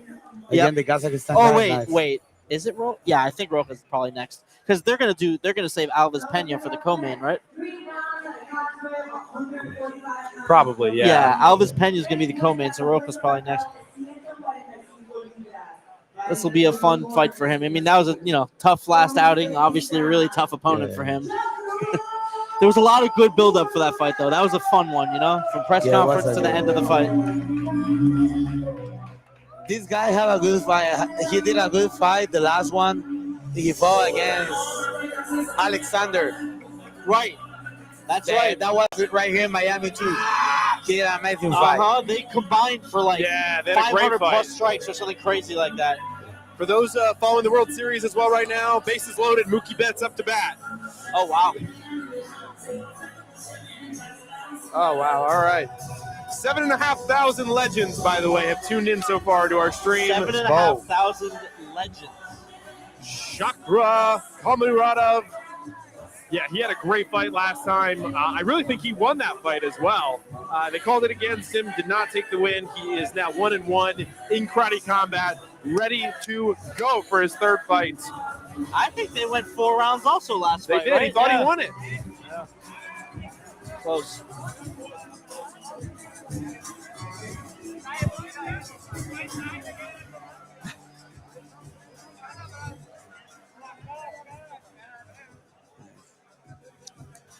So yeah, Shakol Muradov there. I think this is stretching. going to be a good one. Yeah. I'm I'm curious about Roca. Roca. Fight. I'm curious about Roca against this guy. They have a good style. It's going to be very high volume striking, which you gotta love. And it'll be nice for Roca not to be giving up 8 inches of reach. Oh, man. Roca went to camp. Let's go. Captain America looking Let's ready go. for war. I think he found some super soldier serum. He's actually a good fighter, but just again, Shazay was. Shazib is Shazib, man. Shazay, yeah. Shazib is Shazib. Shazay is fucking good. Oh, and Chelmiah is an amazing fighter, but Arturo's He's Arturo. amazing. Did you catch the Chelmiah fight? Oh, it was amazing fight, yeah. I watched See how much blood there was there? I watched it. They left a piece of history on the side of that ring. You see that little The blood- patch? But how he cut? That's I didn't Paige's see head. how he catch him. What was? Well, that's from the back of Paige's head. But yeah, Owen also had a giant cut over his eye. He's yeah, probably got right. stitches Like in the back right now. It looked like a little short elbow when he was on the way in. but He caught him. I never seen a Taekwondo guy throw an elbow like that. yeah, that's crazy.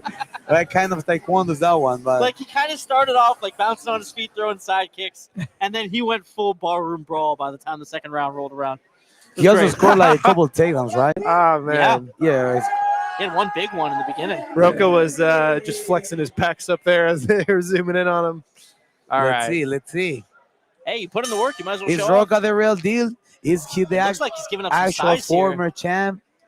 Let's see what's happened I now. don't know. They look pretty similar size to me. A Yeah. Komaradov looks a bit bigger to me, guys. little bit wider frame. I don't know about so much Oy. bigger.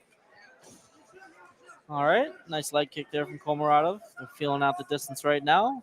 Roka's taking good control of the center of the pit. Waiting the time to explode with those punches. That stance, the way he almost Yeah. like floats like that with his lead hand forward, it looks like Ferreria, like the way he marches Yeah, forward. you're right. Excited to see Komaradov use those elbows. He's always great with those. It's that Brazilian kickboxing style. Yeah, he have a big resume in MMA too. He got a good fight, LFA. Yeah, I'm pretty Bellator sure, too. yeah, He had 4 or 5 wins in Bellator. Oh, big leg kick from Nice. Roka there. Oh, he felt that. You saw that. Yeah. Oh, Oh, nice overhand right though. nice. And let's not forget how durable Komaradov is from the He last looked fight. calm. He looked composed. Komaradov Yeah. moving a lot, circling a lot, trying to find a way in on Roka, trying to pick his shots. Roka staying patient, standing right in front of him, countering effectively. Measuring the distance, pretty Oh! Beautiful Amazing. counter there by Yep. Roka. Got the right hook, left hook. And it's an interesting way to do a combo like that where you start with the rear hand and you end with the lead hand like that. Usually you see people start with the lead with hook. the lead hand. Yeah. But I'm not going to argue Oof. against anything Luis Roka does.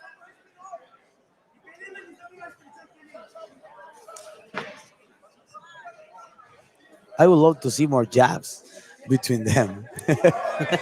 More jabs, Yeah, but basically just been overhands and Surprised kicks. Yeah, the amount of they- volume in both of their Nice. last fights. I would have expected a faster start, and there we go. Maybe that's our fast start.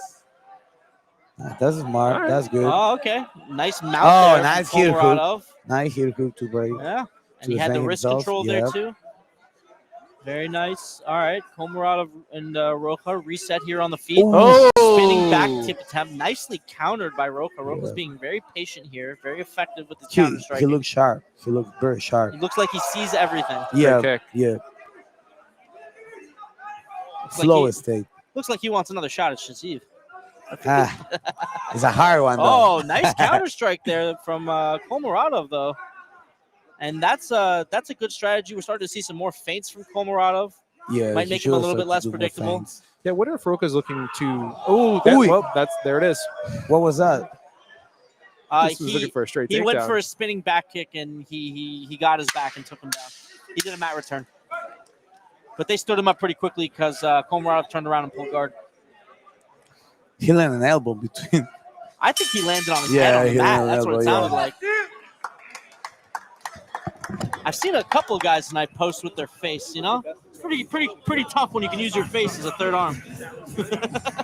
Did you see that before? I've never seen that before. No, that was interesting. Hey, it's still not the weirdest thing I've seen happen in a corner. So really, I'm gonna leave it at that. Come on, George. George, come on out here, brother. Too famous for us, man.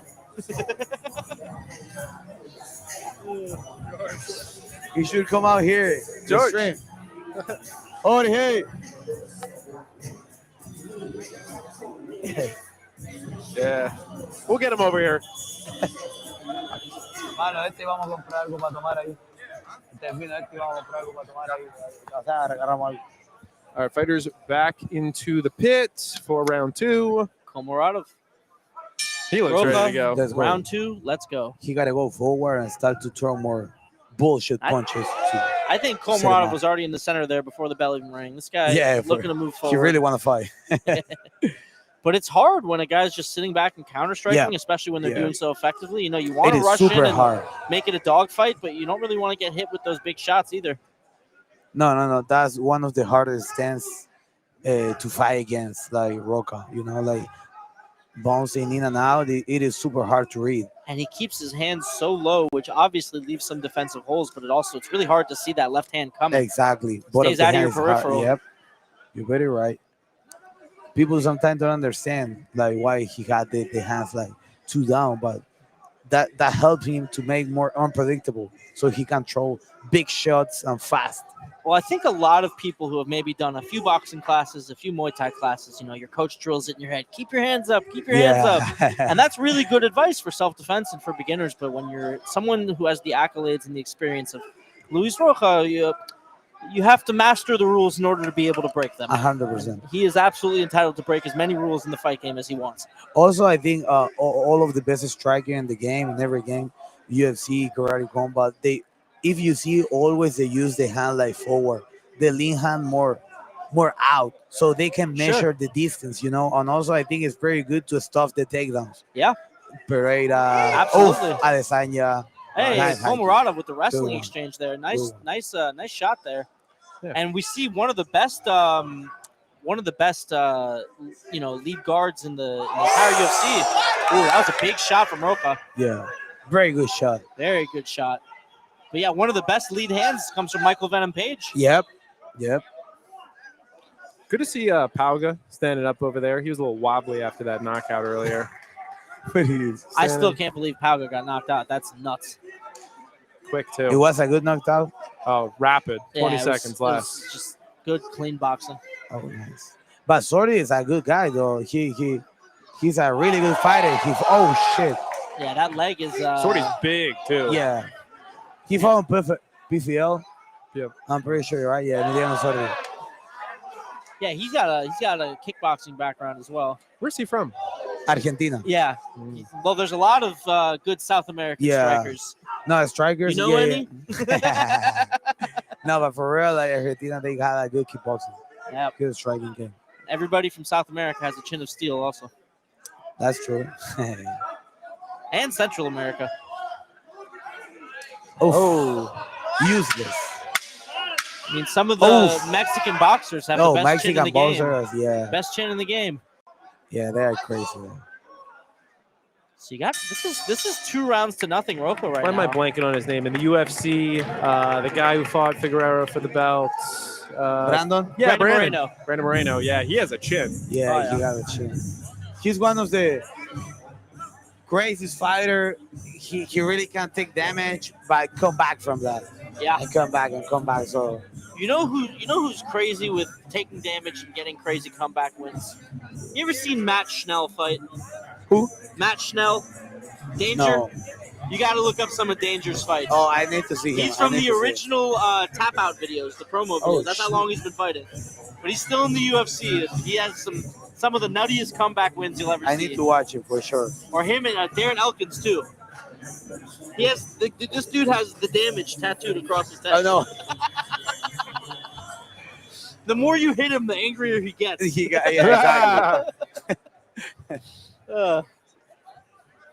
All right, so if you're Komorata here, you're going to be hunting aggressively for the finish. Yep. And if you're Luis Rocha here, you're looking to chop down that lead leg because we've seen Komorata have a lot of problems with that. He's still tiptoeing on it. No, Luis Rocha is controlling the distance pretty good. Like, I want to see some feints from Komorata, maybe start to counteract some of that counter striking. That was a good calf kick. And definitely less hesitation considering we're in the 3rd round. There's 3 minutes left, and he's Yeah. down Gotta 2 go rounds now. though. It's time to bite down on the mouthpiece, march forward, and throw it all. Caution to the wind. A little bit less of a war than I expected. Yeah, especially anything with Komorata in it, But I think Luis Rocha really made this Luis Rocha's fight. Yeah, He made Komorata exactly. fight He put it Rocha's on fight. his, So as much as we've seen Komorata marching forward, he wants to make it a war, but he can't. he's not the one who's dictating the terms of this fight right now. Yeah.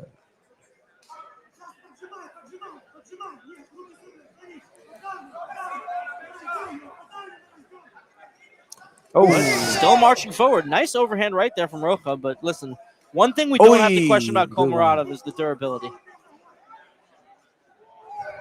I guess in karate combat, you're a little bit more open to doing those spinning back fisted moves because you're not worried about someone taking your back as much. Yeah, exactly. So much to get the takedown, or even if you get him, they're gonna stand you up like right away.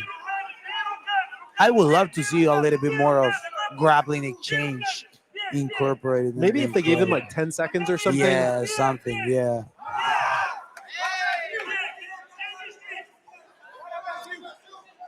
I want them to keep the grappling exactly the same, but add in submissions.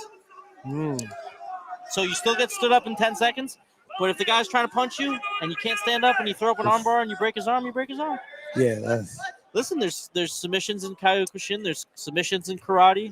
We've already added so many elements of Muay Thai. Throw them in there. More ways to do damage. also you More ways came for from fighters there. to win. Oh, Yeah. Attracts a whole new demographic of fighters. Less than a minute. Wow. nice. Nice Ooh. takedown. Beautiful hip toss there. Yep. That was a pretty quick stand up. He got his Exactly. feet That's right what away. I'm saying. You know. He was postured over and Yeah, exactly. Let 39 him seconds push left. her That's a like difference maker. something. We've got the audience recognizes. Is that John Danaher? You know, Yeah. people know. yeah, there you go. Good for you, audience. Get yourself a cookie. I don't have nothing against the referee, but this guy who will stand me up over and over and Oh, over in my this last guy? fight. Yeah. He Yeah. looks like he might have been an MMA fighter.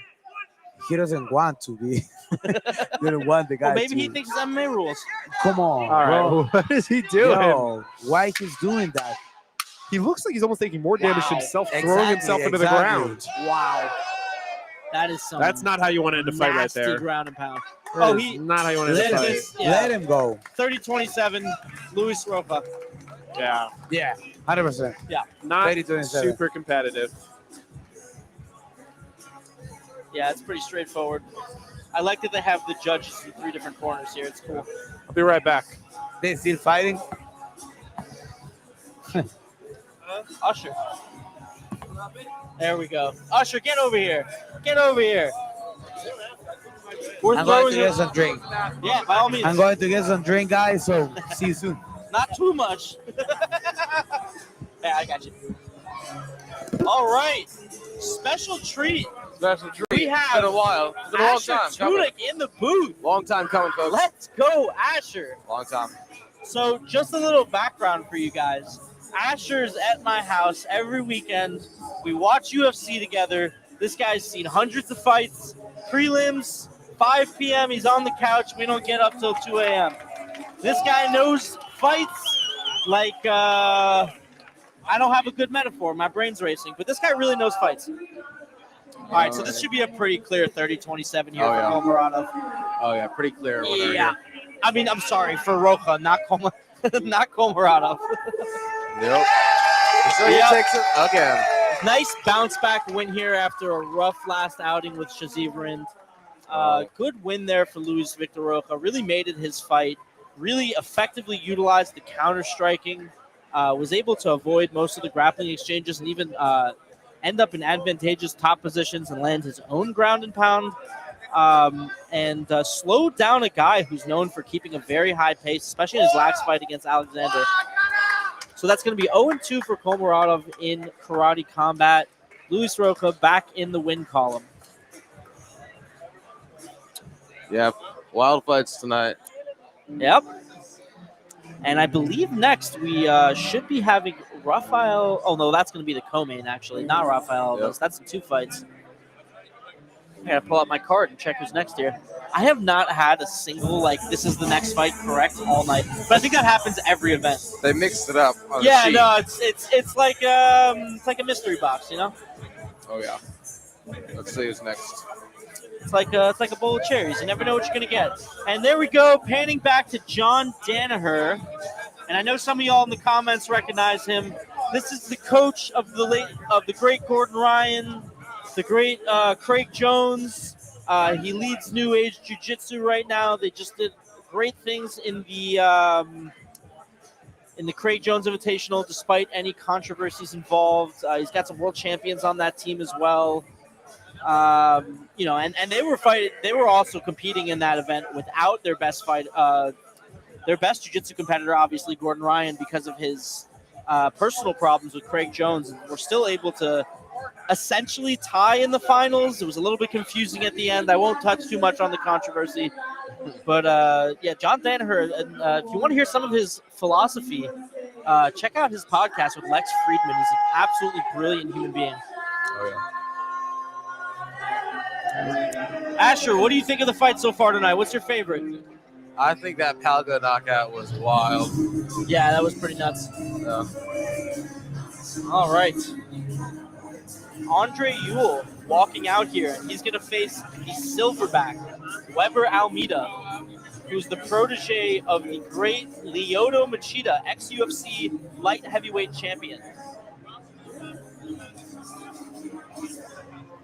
Ewell has a tenure in the UFC himself, professional record of 18-10. He did lose his last fight, Karate Combat. His karate style is Shorin Ryu, and he's 37 years old, and this fight will be happening in the lightweight division. Pretty long arm reach for a guy in the lightweight. 75 is, I mean, you can see his hands are almost touching his knees over there. Yeah, he's got So that's going to serve him well in the boxing. But you got to be careful boxing with Weber Almeida, because long arms are good, but bricks for hands are better. I would have to agree. Yep. I haven't seen Weber Almeida not knock someone out yet, but let's see what we get here.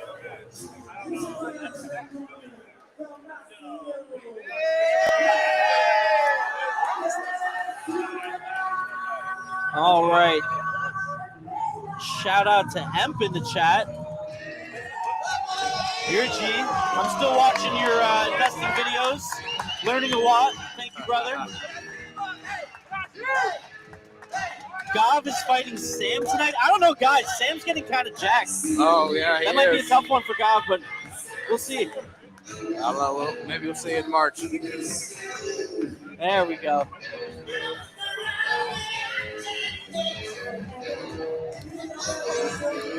Okay. Weber Almeida here. Getting ready. 3-0 in Karate Combat. 10-2 in his professional record. Again, trains under Lyoto Machida in Brazil. And he's been a staple of Karate Combat. One would think he's probably not too far off from a title fight himself. Always comes in shape. Always comes ready. You could argue this will be his toughest opponent in the promotion yet, though. Andre Ewell with his UFC tenure. And don't take too much stock on his last loss in KC. Andre Ewell is an extremely accredited and skilled fighter, and also coming in great shape here. So the fighters take the center of the ring, sign of respect there, and we're off. Weber Almeida moving forward. Ewell looking to circle. Ewell, 1 to the top, 2 to the body. Weber Almeida continues to walk forward. Ewell doing good here with the feints, and Weber is biting on those when he throws them. Ewell still circling. Oh, big my right goodness. hand from Ewell. Huge shot. But Weber just kind of shakes it off. Nope. Still marching forward, and we see that again, that Brazilian kickboxing style that we've been talking about for the last 3 fights. He's got the lead hand out there as a feeler. He's in a steady, deep stance with his legs, keeps him very stable. Moving And he's around. going to Oh, look to he's down. march Oh. forward, find that power shot, and we know what happens when the silverback finds that power shot. Ewell here looking to initiate a wrestling exchange, and they're in a grappling scramble. The silverback lands a nice knee up the middle.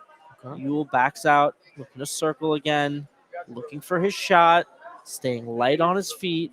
Almeida a bit heavier, a bit more solid, marching him into the corner, but Ewell continues to circle, and at some point, Almeida's going to want to cut him off instead of continuing to let him circle like this.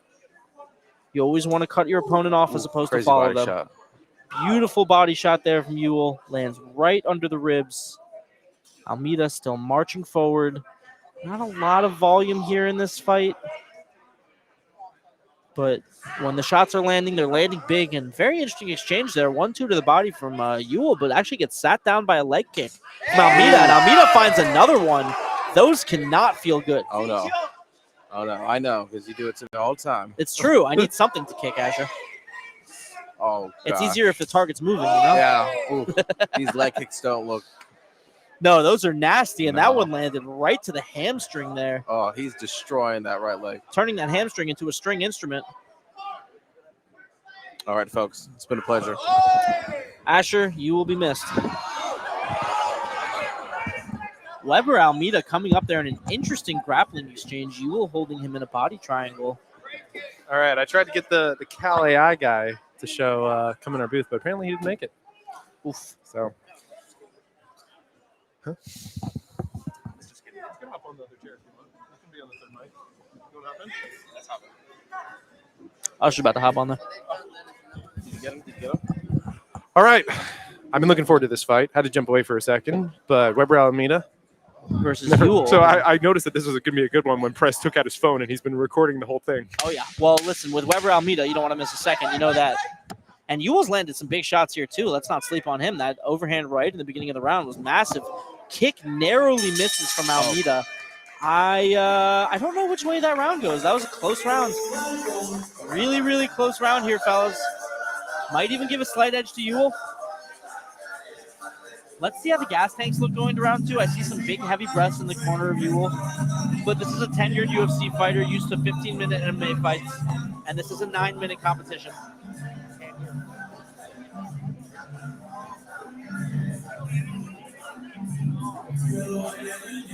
All right, one second. Technical. Putting all the things in.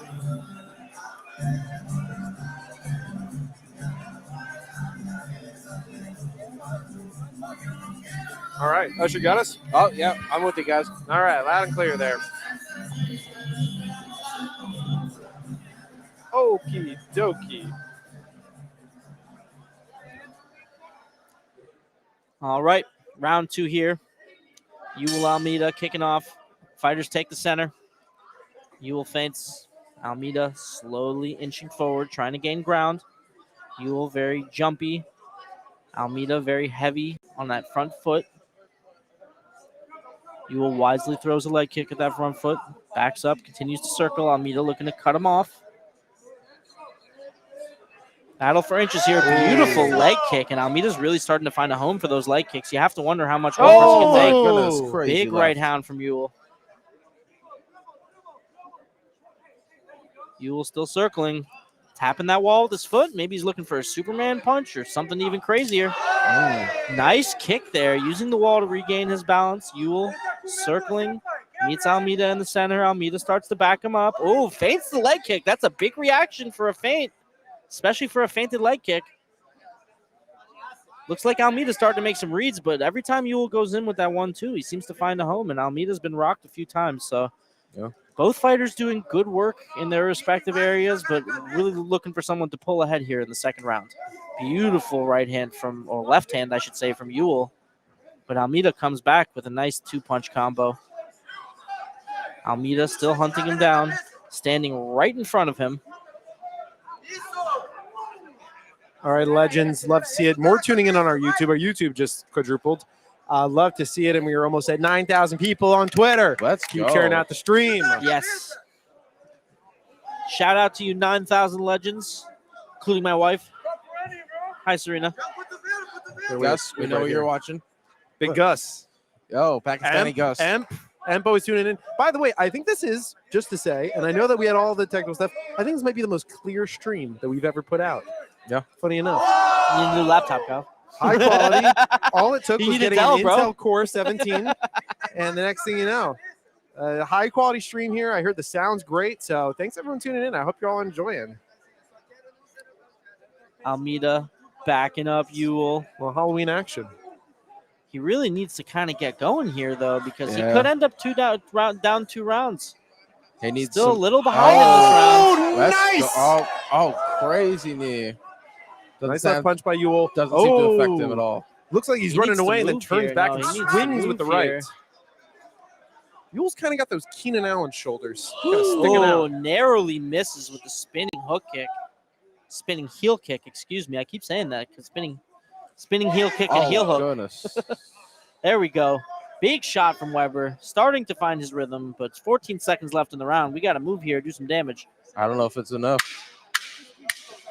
Oh! Holy cow! What a head kick! I think he stole the round. I think he stole the round. Oh my God! Oh, Picks his hands up, taps his belly to taunt Yule. You can't hurt me.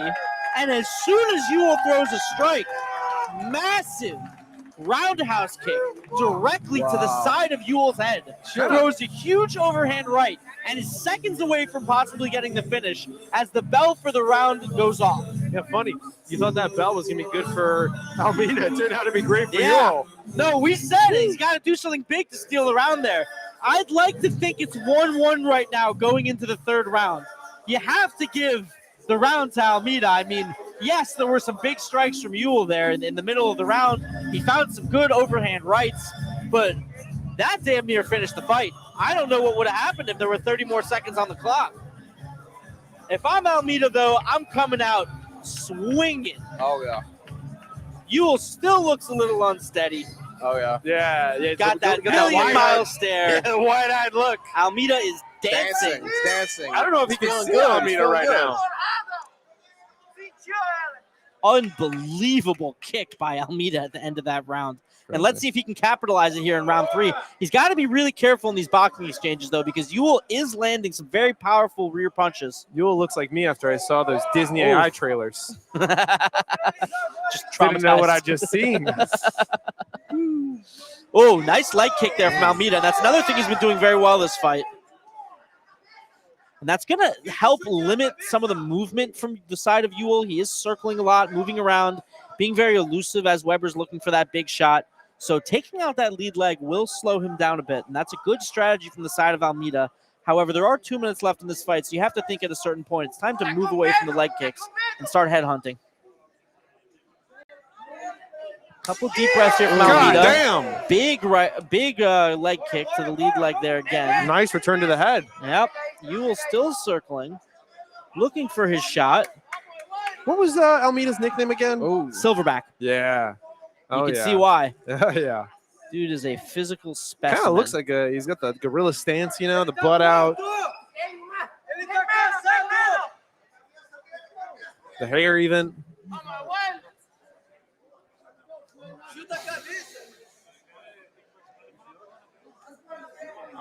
Oh, nice leg kick there from Almeida. Been very effective with those. Man. I'd really like to see some more hands from him in this round, though. We got a minute and a half left. You know, You really hear those throughout the room. yeah. Might want, you might start to think it's time to maybe let the gas tank go. Nice left hand there from Almeida, finds home. A little bit less than 75 seconds left in this fight. you'll need some more. This is good boxing from Ewell, though. Ewell, I do feel like he's getting the better of these close pocket exchanges, minus the one there at the end of the second round. I don't know. I think he needs some more volume over here. All right. I think if Weber has a strong end to the minute here, he can take the fight. He's doing the taunting thing again.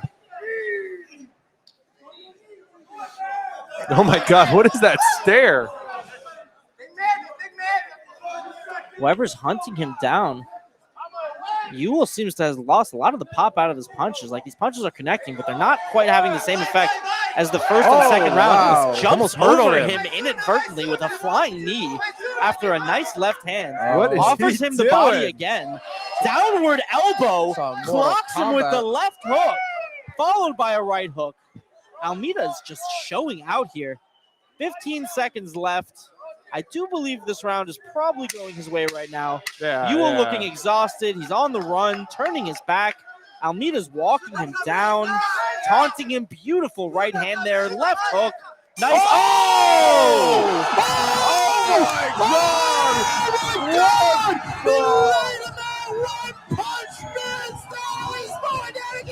Wow. Holy shit! Oh my God, the whole team's coming in to stand him up. Oh, mother of God! They got to let him lay on the floor a little bit longer. Yeah, they gotta They stop. shouldn't be standing them up right away when they get knocked out. What? Was that just that thousand-eyed stare paid off? Oh my God, I never saw it second coming. left. 1 He's second. got his hands up. Did he just get Max Holloway? Yep. Holy. I mean, even if this fight does go to decision, that's a 10-9 for No, Ewell. he's out. Yeah, that's a 10-9 for Ewell. Even if it did, theoretically, it would still be a win for Ewell. Yeah. TKO. Like, he's putting his hands up, but yeah, that's. Whoa. What's he putting his hands up for? I don't think he I realizes just got what knocked happens. I don't think he knows. I'm the guy. I'm the one who got knocked out. He might not know. God damn. God damn. Well, Ewell I gets in the hope win y'all are call. still watching. That Wow. was crazy. Holy Whoa, cow! What a way to find yourself in the win column. My Wow. God! I wonder what the judges are Perfectly gonna say. clear. Oh yeah, perfectly clear. Hope you saw that one, Mom. She's watching. She's commenting. There you go. Nuts. Oh my God. Let's see the comments here. She doesn't. Nobody's commented yet on that one. Come on, some comments on that one. She was commenting is on the this one stream. different? No, they're the same thing. I'm going to leave this open then.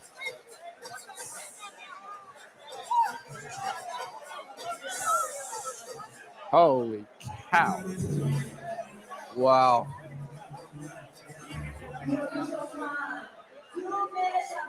What do they call it? Fighter's chance. Calling. That was a UFC 300 moment right there. Wow. Amazing. All right, we got to get Apollo in this booth to talk about that one after he's done announcing over there. Unbelievable. All right, he'll come over after. Wow. God damn! Incredible. Wow, look at Prez. Prez was shocked. Unbelievable. All right. Max Holloway at home. He just got up there because obviously, so Weber is Prez's guy, right? Yeah, he's been in karate combat a while. He's his fourth Is fight. he goat shed? No, he trains under Lyoto Machida in Brazil. Okay, got it. Oh my gosh. And we got Rick James interviewing Ewell. That's a pretty good get for karate combat. They got Rick James out here. I guess his tenure on the Chappelle Show left him with a lot of free time. You guys catch Rick James and Scarface out here looking for some Coca-Cola in the back room? Was that Ewell's Casey debut? No, that was the second one. He lost his first fight. Yeah, Man, coming out knocking out Weber. yeah, that's a big one. God. Chilling. I'm interviewing Jorge over here. Yeah. Street Jesus to our left.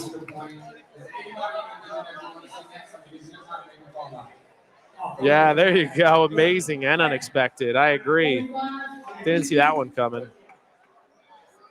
Gosh. That was unbelievable.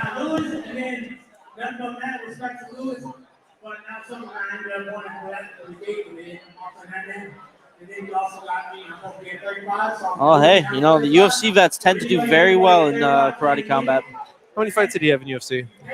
I'm not sure the exact number, but he wasn't a short tenure. He was in there for, I believe, a couple of fights. It wasn't like a one-fight stint. Very nice.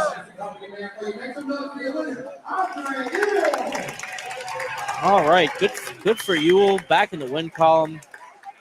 However, Almeida will bounce back, I'm sure. Maybe got a little cocky at the end there. Dude, so nice. They made it nice and cool in here tonight. Yeah. Yeah, for those who aren't here, sometimes we're a little hot here, but very nice night tonight. Schwitzen. Here in Miami, doing great. Could have worn the suit. It's okay. We got our Brandon Jenkins merch here. Imagine you rip off the Brandon Jenkins and there's just a suit underneath. No, I rip off the Brandon Jenkins merch, and it's more Brandon Jenkins merch. There you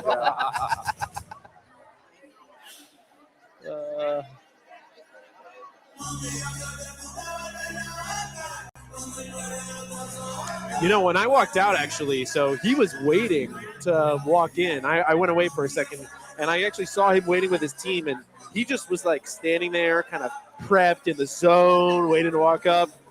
Yeah, he had no fear coming in. I believe it. Can't be scared if you want to win. That's for sure. Hey, anyone who's brave enough to step in this pit has my utmost respect.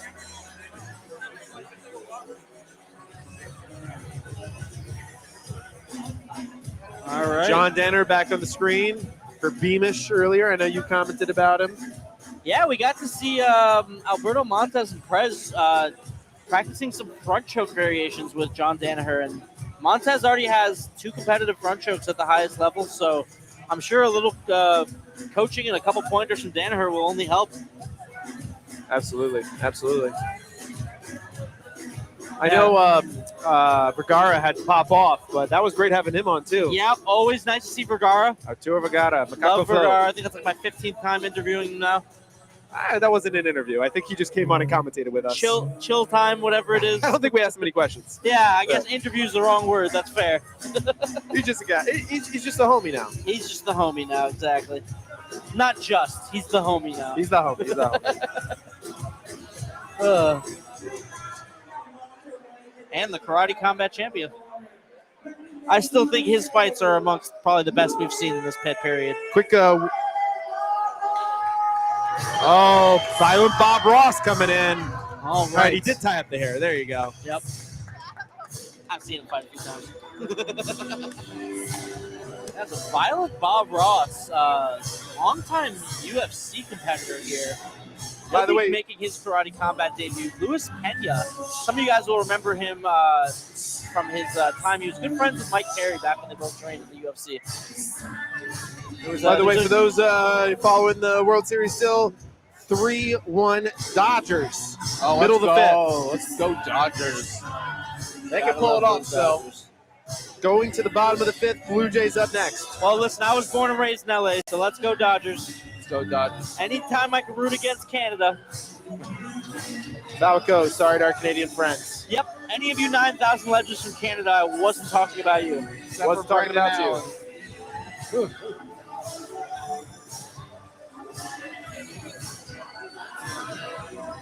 So right now, Wolf Financial Stream, by the way, Karate Combat Stream.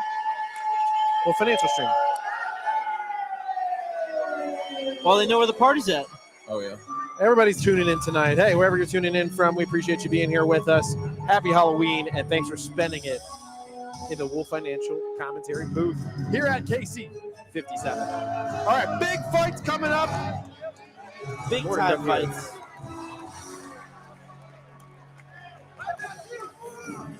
All right. Rafael Alves, the Cuban highlight reel. We've seen cartwheel kicks, rolling thunders, jumping switch roundhouse kicks, all kinds of crazy knockouts. Do not blink. Do not look away from your television screen. Do not scroll TikTok on your phone. Bender alert incoming. Can we get, I see Paige over there recovering, but let's get Paige into the booth here if possible. I think he'd be fun to talk to because he just withstood a war in there. Yeah, that was a tough fight for sure. I could go grab him. You guys hang out for a second. We're set. All right, well, we got Violent Bob Ross here. The best Looking to name. face off against Alves. Yeah, I think it worked better It's a when he had a great name. mohawk. I mean, afro. Listen, I'm gonna have you two guys switch. Paige in the middle, me on the right. So he's hopping off your set. He's coming around. Is Usher hopping off? Yeah, I'll shoot coming off. Okay. Here. Oh. We're gonna go in the middle. He's gonna switch over. Come on! You can just stick that anywhere. Yeah, we'll put it under here if you want.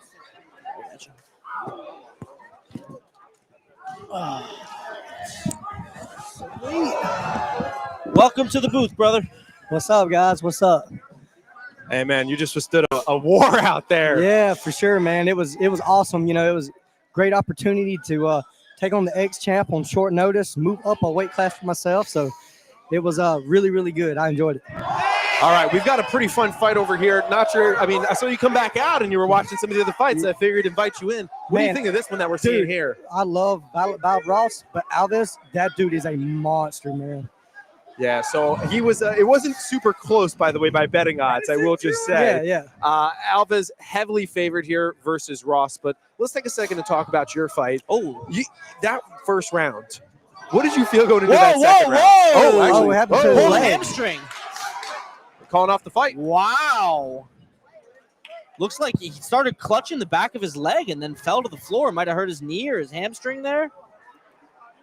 Ooh. I did not expect that at all. That was... What? What happened? I think he tweaked his knee. I wonder if it's more than that. I don't think it's a hamstring. I agree with you. I think it's a knee. Yeah, it's a knee. No, it for looks sure. like he's holding his knee now for sure, yeah.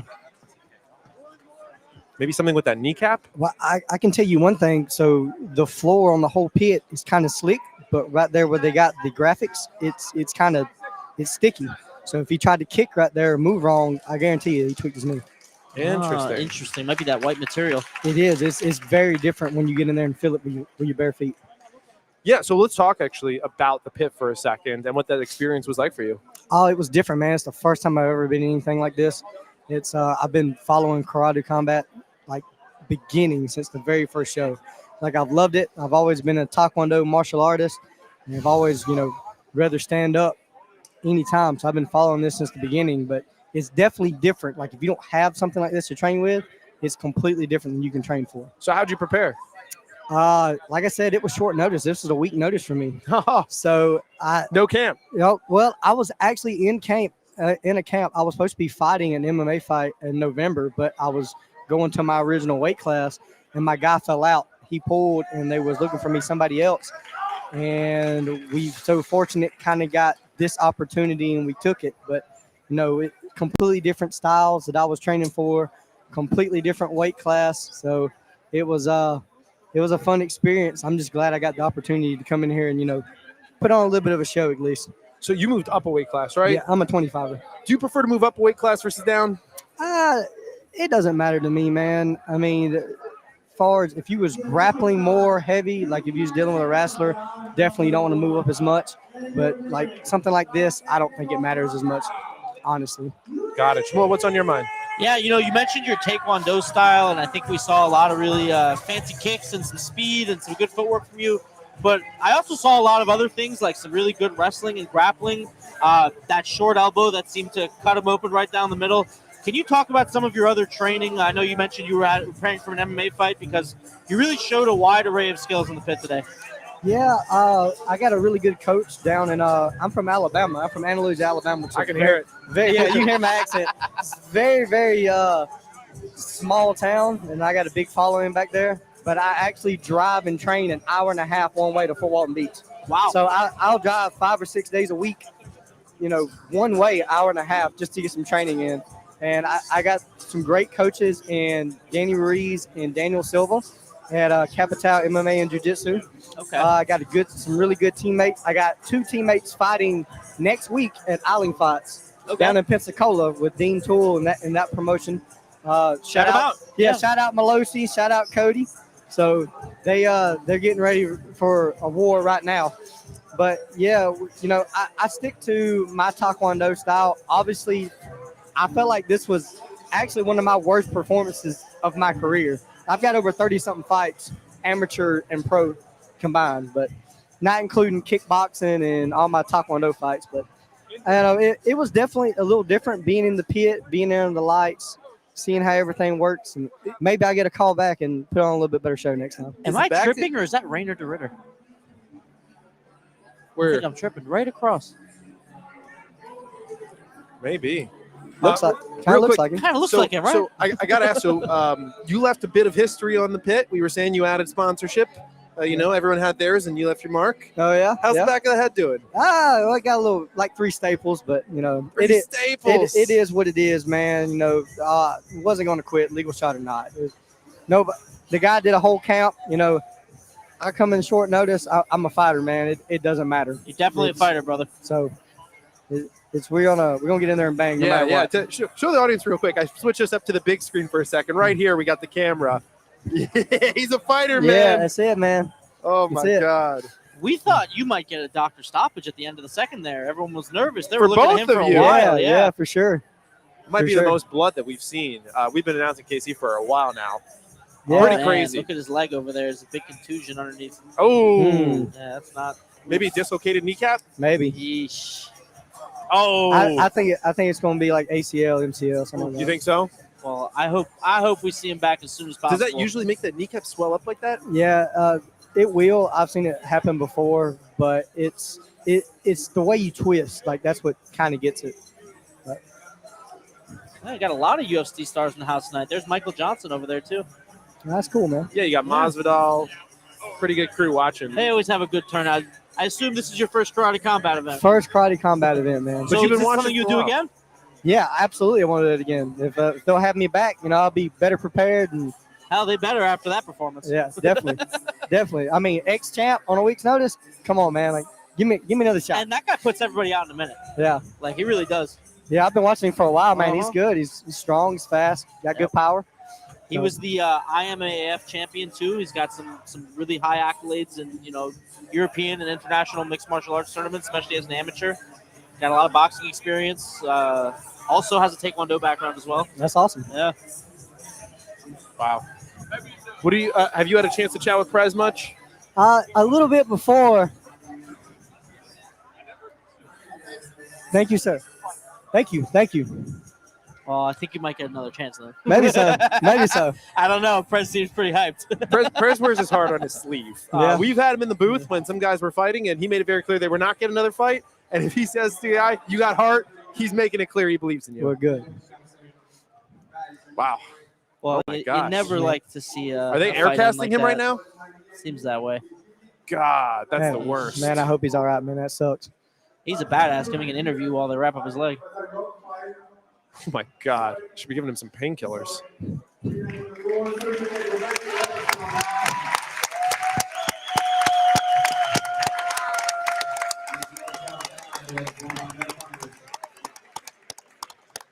Wow.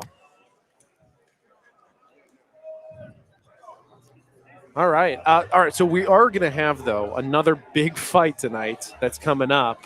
Yes. Let's get your take. So this is going to be one that I think people have been looking forward to. You've got Marcus Perez, the Joker, versus Uriah Hall, who really hasn't fought in a couple of years, right?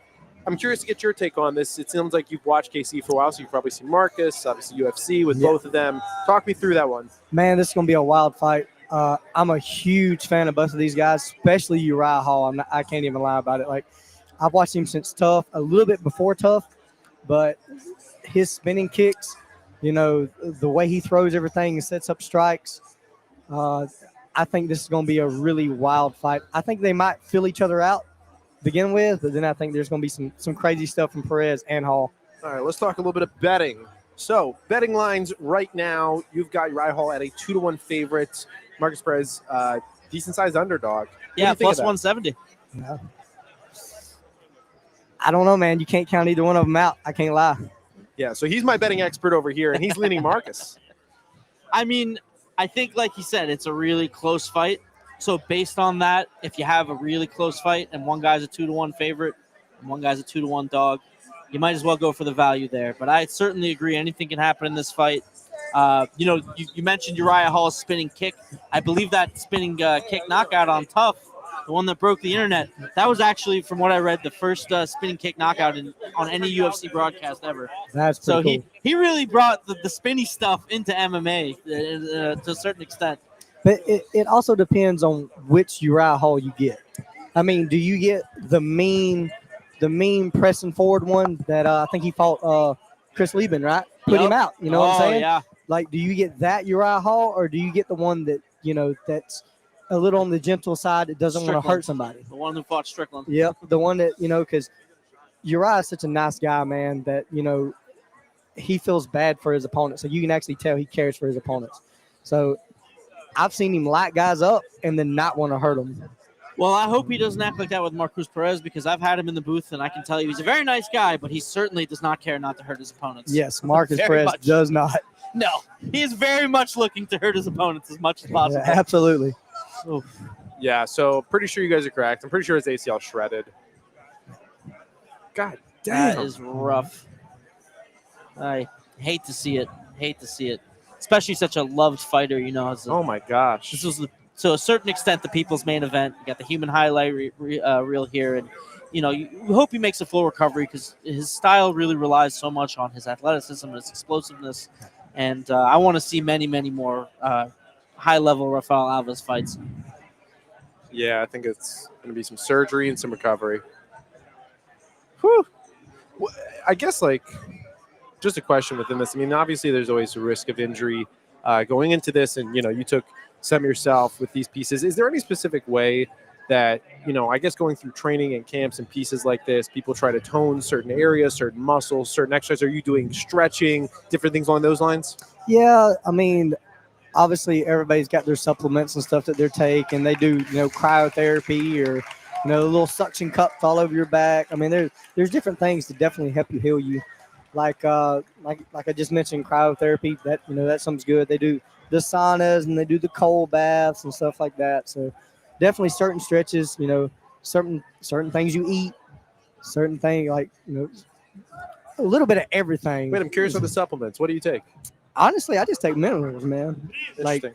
Like Shilajit, sea moss, ashwagandha. Nice. I used to try all the the fancy stuff you get from all the nutrition stores, but I found best just natural stuff and good food. Yeah, absolutely. Absolutely. Talk to me a little bit about kind of the food that you use for bulk and when you're moving up weight of class, but you want to do it in a healthy way. Honestly, it's just I eat more carbs than I do anything. Like I know a lot of people try to do fats, but my body doesn't like that. My body likes pasta and rice. Yeah. So it's it's just quantity. Still eat healthy, but it's just more quality, more calories. When you get a 1 week heads up fight notice, what does that week look like? Just like any other week, you just dialing in on certain things. Are you training 3, 4, 5 times a day? Are you trying to rest? Well, better? I mean, I actually have a regular job, so I do my regular job, and then as soon as I leave there, I might go Hour straight and a to half the in gym. the car. Yep, hour and a half. Dedication. That's it. So I'm an electrician back home, so it's construction. All right. Tell us a little bit about your plans with your last night, how it went, and what you have in the future. So, everybody that don't know me, I'm the nurse to cyber trying to kick some fighting right combat. I'm first time knockout, and now I just Hey! Love to see it. Brown belt promotion. I'm pretty sure I saw him get a head kick in LFA recently. That's awesome. Yeah. Yo, here good work. Layla #1. What do you think of Prez's Halloween costume? I like it. God of War. I'm just showed out. impressed he hasn't gotten white paint on anyone yet. I've been watching. I'm waiting for it to happen. Go check my hands. Dedication. They got a pretty good crowd here. I wasn't sure, people be at Halloween parties, what they be doing, but I think people showed up. Oh, come on. Yeah, It's for not sure. a Halloween party until someone gets knocked out. Yeah, there you go.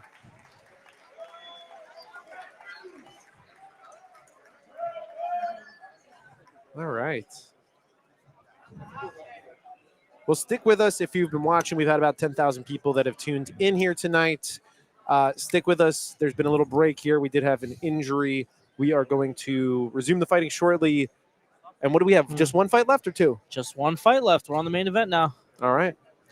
Last fight of the evening coming up soon here. 9:48 p.m. Not terrible. Not too terrible. Yeah, considering the late start, they got through pretty quick. It reminds me of that card on KC 52. We were at that card. I think the average fight time was under a minute, except for the Rafael Alves fight. That one went 15 minutes. Was that was in the hangar? Yeah. Gosh. Everybody got knocked out in like 30 seconds. There were a couple of guys that got carted out of there. I think the paramedics had more time in the ring than any of the fighters. It's a good one. I'm not even joking. Those fights were like 10 seconds each. They were crazy.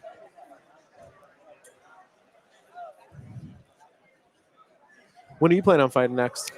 As soon as I get healed up. Yeah. I mean, as soon as I get healed up, I'll be back at it. I really don't ever take no breaks. Fair. And I got, like I said, I got teammates fighting next week, so I'll be there for them. You corner them? I'll corner them. Hell yeah. Where are they fighting? Pensacola, Florida. Island fights. Very nice. Florida's a great place. I had a person I trained with who fought on island fights a while back. He went up a weight class to fight a wrestler. It was a tough go. But, like you said, who was going it? up a weight. It was Matt. I can't remember his last name. I'm going to Google it. I'll let you know in a sec. Okay. I've been out of training for a little while. I got fat. Man, you could take a week off, and it seems like you've been off for 3 months. Yeah, try taking 3 months off. Yeah, When you were fat to start with 3 months ago. That's jiu-jitsu. Lay and pray. That's my strategy. That's it. Get on top. Take my break. Bro, I'm looking behind us. Look at Arturo's ears. The ears of the champ. Man. Thank you, brother. Thank you. Yeah, Macaco Flow, one of the craziest out here. All right, final fight. I hope we get one like that Weber Almeida fight. That ending was crazy. Okay, everybody, back to the fights.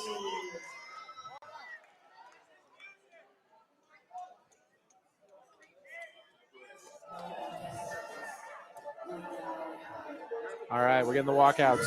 Let's go. All right, let's go. Let's go, Joker! This is a frequent visitor of the Wolf booth. Huge fight for Marcus Perez fighting Uriah Hall. Let's go. Woo, woo, woo, woo. This guy is 100% go forward and kill. Just an alpha. Super fun to watch.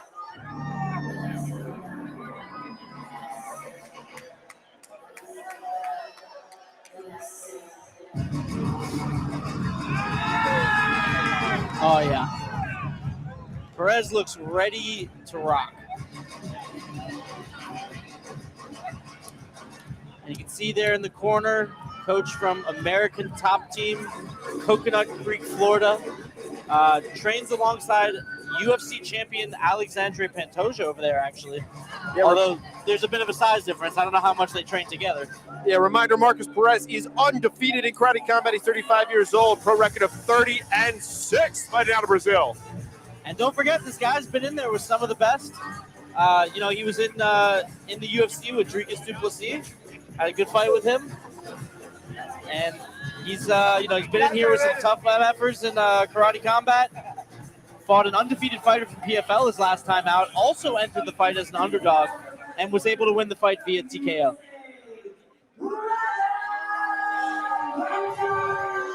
I just hope we see a lot of spinning stuff. Oh yeah, I bet you do. All right, karate combat debut. Sorry, I said UFC. Jesus. Let's go. It's been a long night, folks. I apologize. Uriah Karate Hall. combat debut for Uriah Hall. I like the polo shirt. That's a nice look. Absolute martial arts legend Uriah Hall steps into the pit. Hey, he doesn't look too unprepared to me. No, no, no. He looks like he's had a good camp. Perez looks focused. Look at him. Oh, he's staring him down. Staring him It down. looks like Poetron Not over taking there. his eyes off. Uriah Hall is 41 years old. This is his karate combat debut, a UFC veteran, pro record of 32-12, fighting out of the United States in a Muay Thai style. And of course, they're fighting in a light heavyweight fight here tonight. He's got great arm reach, 79 inches. Uriah Hall looks like a freaking bodybuilder. He really does. Intimidating, but not to Marcus. No, I don't think anything intimidates Marcus Perez.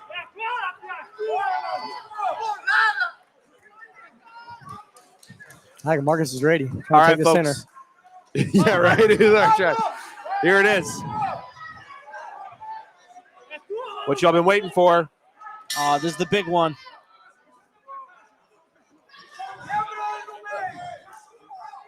All right. Oh, nice kick there. And we saw him pulling up on his shorts a little bit before the fight started. Maybe he was looking to loosen up for that kick.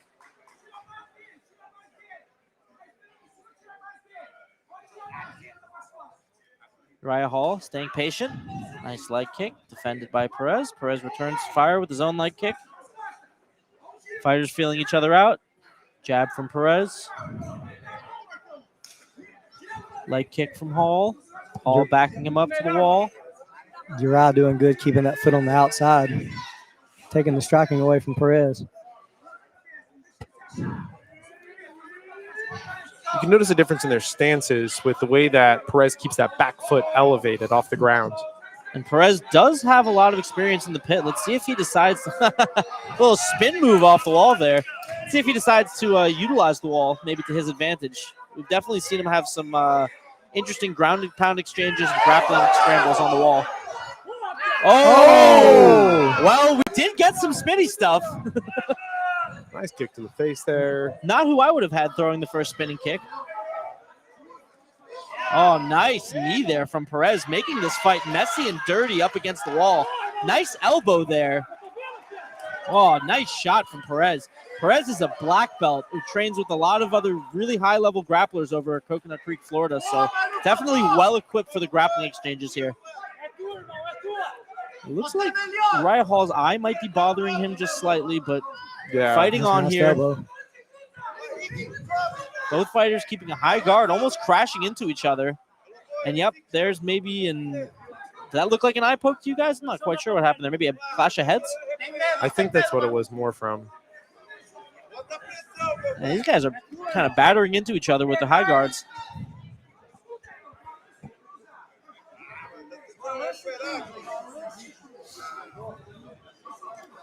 Yeah, Perez ready to go.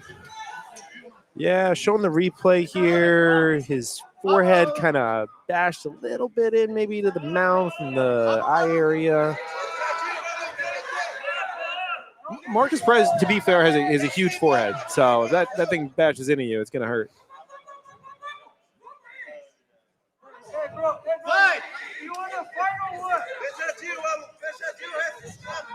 Oh, nice 1-2 there from Hall.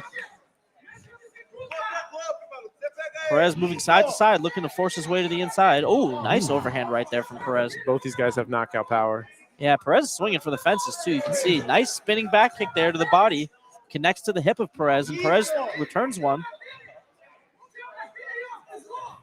Oh, switching nice. Jumping switch kick from Perez there. Lands to the body. Uriah Hall comes back with the boxing. Perez constantly changing stances. Oh. First round almost through. Oh, nice leg kick there, but Uriah Hall finds a jab. Another jab from Uriah Hall. Starting to find a home for those. And I believe, if I'm not mistaken, his last combat sporting event was a boxing match. Wrong corner. Yep. He fought a Hall of Fame running back from the NFL. Wait, who did he fight? Frank Gore? Was it Frank Gore? I think only- it was Frank. It might have been The only Frank Gore. running back, the Hall of Fame running back, Le'Veon Bell or Frank Gore or someone like that. Yeah. I know his last fight was not as big of a football guy as I am a fight guy. I'm sorry. Yeah. But his last fight was a boxing match, and his boxing's definitely looking crisp here. Yeah, it was. So how'd you have that round scored?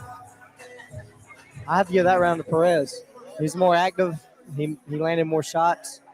You know, Grappling scramble also looked pretty good for him. He got some elbows in there, got some ground and pound off. All right, he did. He fought Le'Veon Bell, not a Bell. Hall of Famer, Oh, okay. but maybe one day. But yeah, that's who I thought. Future Hall of Famer, I was maybe. thinking I don't know. it was either Frank or Le'Veon Bell, and yeah, he did defeat Le'Veon Bell. I apologize to all the football fans in the chat. And that was on the Jake Paul Anderson Silva card. Okay. I think Hall is going to start opening up more this round. All right.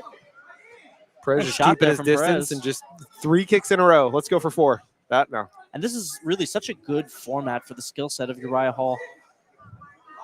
One of the things he struggled with at the end of his UFC career was some of the grappling, and this just kind of really allows him to open up with those spin kicks without the fear of the consequence, getting pinned on the ground for 5 minutes.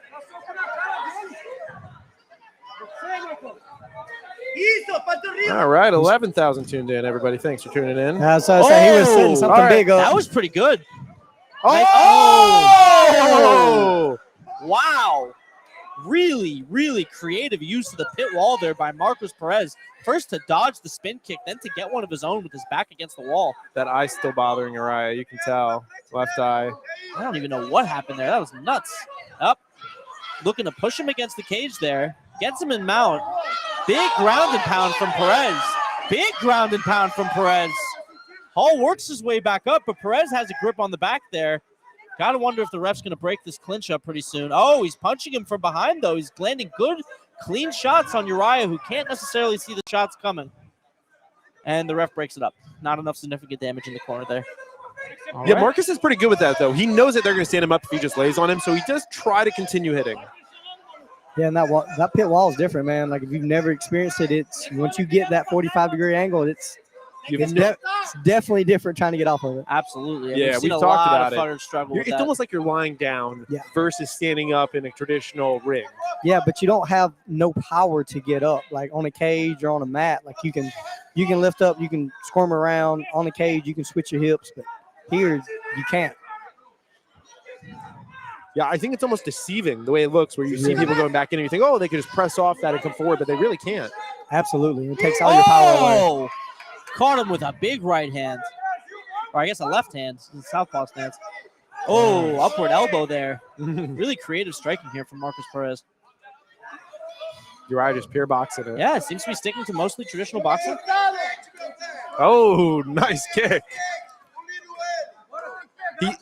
Even his lighter kicks seem to carry so much power. Those leg kicks are starting to add up, I think. He's really landed a lot of those. I was just about to say, I feel like Uriah's setting something up. He's measuring. Well, you have to think, if you go low enough times, it opens up the top, right?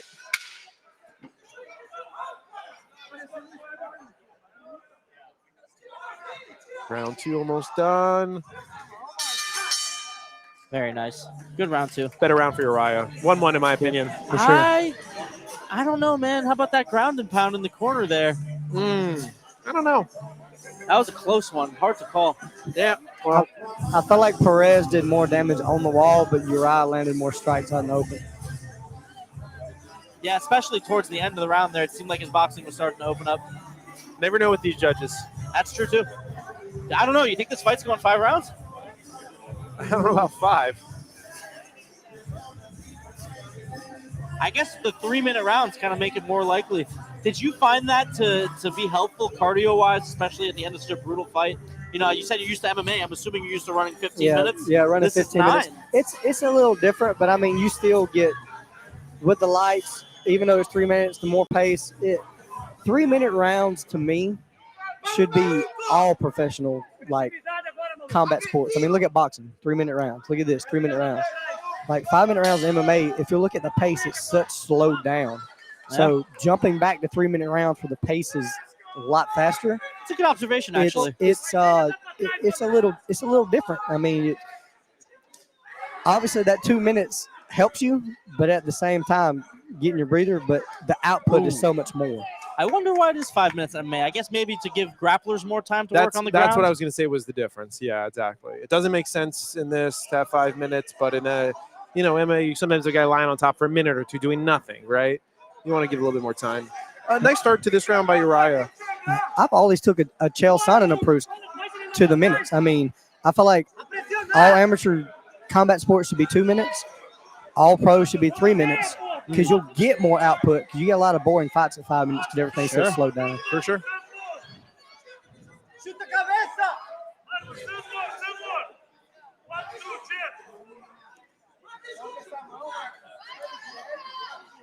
Got a lot of cornermen in the audience today. Yeah. Marcus looking a little bit more tired here. Yep. The boxing from Uriah Hall definitely opening up now. Here comes something big. I think he needs to start working Uriah back towards that wall. That's where he's doing all his good work. Nice kick there from Perez to the body of Uriah Hall. Perez getting backed up in the corner again. Baseball covers for the kick, but then eats one down low. Forces his way out of the corner with a little forward pressure. All right, lands a little cheeky leg kick there. Checks one coming back his way. Uriah Hall lands a nice shot to the body there. Perez hasn't really landed much this round. Yeah, it seems like he's mostly running away right now. He's definitely leading to Uriah.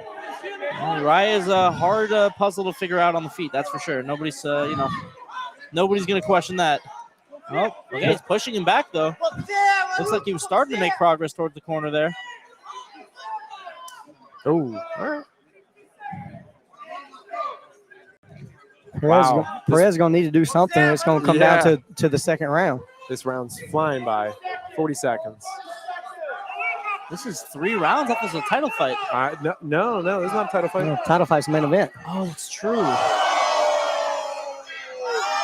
Wow. Nice little axe kick there. We love seeing those come out. I think you threw one. I threw one, yeah. We were saying, he's waning a bit. Oh, no, he's throwing axe kicks.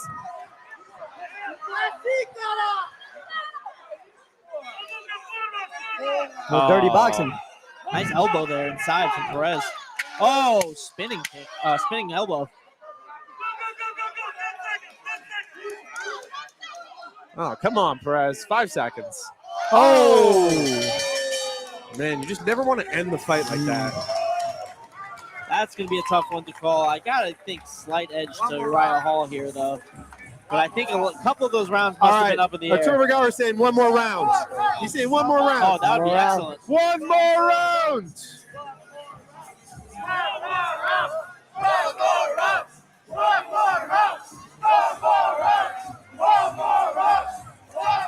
That's got to be so crazy, unloading your gas tank at the end of the third round, and then they go fourth.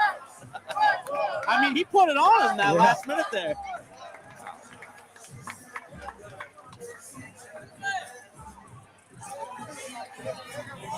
Shout out to Uriah. Yeah, looks great in there. And the boxing was really nice. He looked like he started finding his groove in the second round, for sure. Absolutely. I think he got a little thrown off by the eye in the first round, and that slowed him down, and then kind of, worked through it, had his vision come back, and was clean.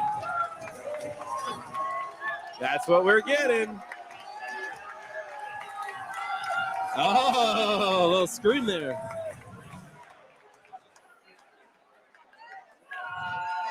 There we go. All right. Big fourth round. Huh? Here? All right. Don't waste you guys' chances. You're going to see some fireworks, I bet. Uriah's here to play.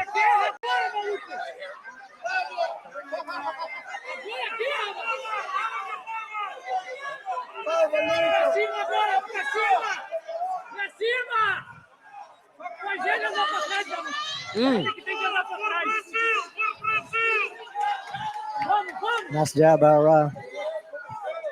Uriah looks tired too. I don't know if Uriah looks that tired. He's definitely heavier breathing for sure, but he's seeming to control it a lot better. I think if you're Perez here, you really got to try to get this to the wall. Yeah, Perez needs to throw something. He hasn't thrown nothing yet. Oh, wow. That's close to the head there. Looks like he's trying to push him to the wall. Oh, okay. Nice shot there from Perez. Finds home. Good uppercut from Uriah there. Nice jab. Yeah, I think Perez needs more volume here. Absolutely. I think that's what it's going to come down to.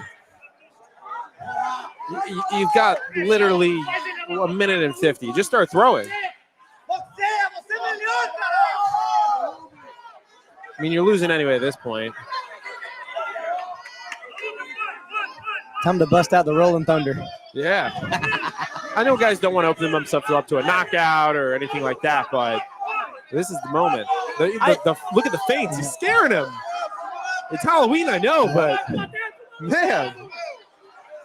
Uriah's trying to get something out of him. Oh, I think that just pissed him off. Uriah tried to shake his hand. He said, no, fuck that.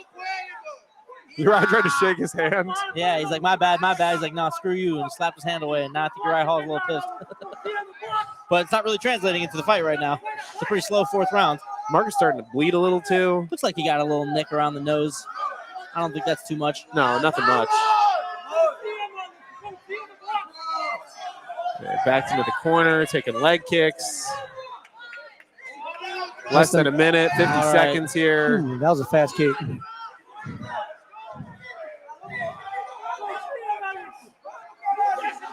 Uriah looks like a pro right now. Yeah, Uriah's feeling himself. He's opening up everywhere. Good body shots. Body there from shot. Uriah.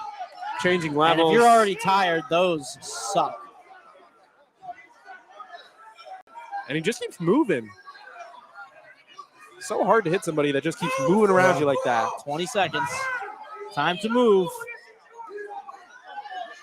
Let's There go, we go. Perez. 20 seconds. 20 seconds. 15 seconds left to get her done.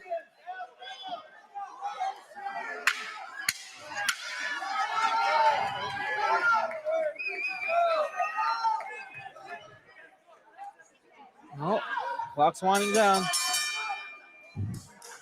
They both went into spinning kicks. No, I think Uriah Hall was taunting him. Yeah. Oof. That's That's gonna probably go to the red corner, I'd imagine. Oh yeah, absolutely. What a return to fighting. What's it been, 2 years? Yeah. Yep. And who was the one that was calling out Uriah Hall? Or It was Jaden Eoghan. Yeah. He's the Australian WBC champion. But he recently got knocked out by Rosas, so he was not in contention for this fight due to that. Got it. Knocked out by Rosas in karate combat? Yeah. Got it. Different Rosas. Understood. The one you're thinking of is a 145er. Understood. Yeah. I'm very interested in this next fight. Absolutely. Have you seen Weathersby fight much? Yes. And He's from Georgia. Like I said, I'm from Alabama. Yeah. So I've seen him multiple times actually. I went to visit him at Buckhead. Oh yeah? Yeah, absolutely. We got to watch his guys train. You know, obviously everyone knows that he's an insane kickboxer and he's an insane striker. But watching him wrestle and grapple, he's really severely underrated in that Really? area. Yeah, he was good. Like, and just so fluid too. Oh, he's a monster, man. Yeah. He's got a hell of a Jeep too. And I like the way that this fight got started. He said he got the call out and he said he couldn't let that slide. Yeah, Listen, it's the right two guys to put in a title fight, that's for sure. Absolutely. And Ilias Kamzat, on the other hand, he's on the UFC watch list. He was almost a short notice opponent a few weeks ago for Atepa Gaitar, which, if you know Atepa Gaitar, I mean, Yeah, I'm leaning Kamzat in this fight. What about you guys? it's so hard to call. I mean, Kamzat's got such crazy power in his hands, but Weathersby truly is like a master of kickboxing. I got to pull for Weathersby, man. Well, of course, it's your Downside boy was. I know you got to pull from. Kamzat gets in there and just always looks so much bigger than whoever he's fighting, and I'm like, good lord. Hey, Weathersby's a big boy too. He's tall also. Both of these guys are going to be big. They're going to be in shape, and they're going to be ready to kill someone. I think we might have Apollo hopping in here after that. Oh, we got Rick James? We'll see. Nice. Oh, let's hear. Last night I had no sleep. I went to bed at 6 a.m. So for a couple hours, got up, did some work, tried to go back to sleep, couldn't. I have some people back in Jamaica. It was bothering me. I hadn't heard from my father. I'm not looking for sympathy. But what I wanted to say is that everybody's going through their own shit. And we all have that battle that we tell nobody about. You know exactly what I'm talking about. That battle. I'm in that battle. Because I had that battle last night. And I didn't have to come out here and make a bitch of myself. I said, fuck it. And that last round, adversity took over. And let me tell you something. Life's been kicking my ass this year. I lost friends. I lost people. I lost relationships. I even lost myself. You know what I learned? Is that life is happening with or without you. And what you got to do is pay attention. But at some point, when life fucks you up and hits you down, you don't stand back up. You look up and you say, you're not a bitch. So with that mentality, that's what I'm talking about. We don't know what else changing. And it's hard for people to be themselves. And I love being myself. I owe myself to be myself. I have the courage to be this fight. So, when you get out there and praise you, fuck them. Do what you do. Thank you.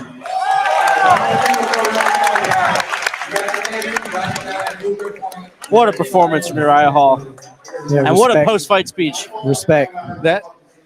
Let's see if we can get. And obviously our thoughts and prayers are with all the folks Jamaica. suffering post hurricane in Jamaica. I'm not gonna miss this head. If you're watching this, what's the name?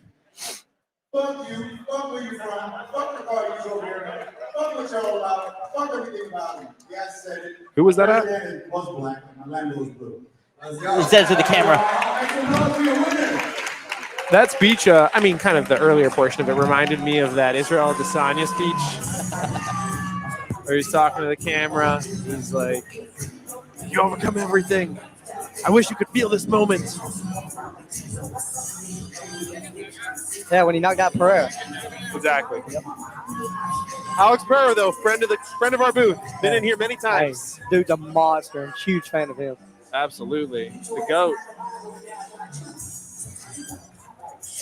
Is that Marvin Vittori? Where's Oh, I think I just keep seeing people who look like UFC fighters. I don't know. No, he's taking pictures of people. That might be Marvin Vittori. where is he? In GA, actually, over there. Cool. Yeah, pretty good UFC fighter turnout tonight. These are always pretty star-studded events. Lots of combat sports legends come out. We had Kenny Florian on here a couple of events ago. That was a fun one. Oh, That's a fun guy to watch a fight with. So that dude is a legend, man. Absolutely. I used to love watching him call fights. I remember him on Tough still.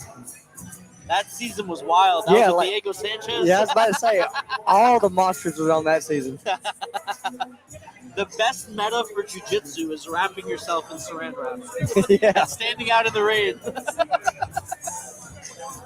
Man, oh, my Lord. It reminds me kind of like Yuri Postovich. Yes, Yuri Prohashka. That's a good call.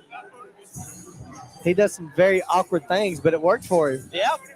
The only person he's lost a fight to in MMA in like the last 10 years is Alex Pereira. Yep. And that was not a close fight. Hey, man, sometimes styles make fights. Some people's got your number. I think Yuri was just, I don't think he had the right mindset going into that fight. He was talking about how Alex had, voodoo on his side. But yeah, I love watching Yuri fight. That last fight that he was in was round crazy. Fight. Oh my God. They told Yuri it's best 2 out of 3, and Yuri's like, no, this is a 15-minute round. It created the chaos. And if the one criticism you could make of Khalil Roundtree is his gas tank hasn't always been very reliable, and that's certainly never a problem Yuri's run into.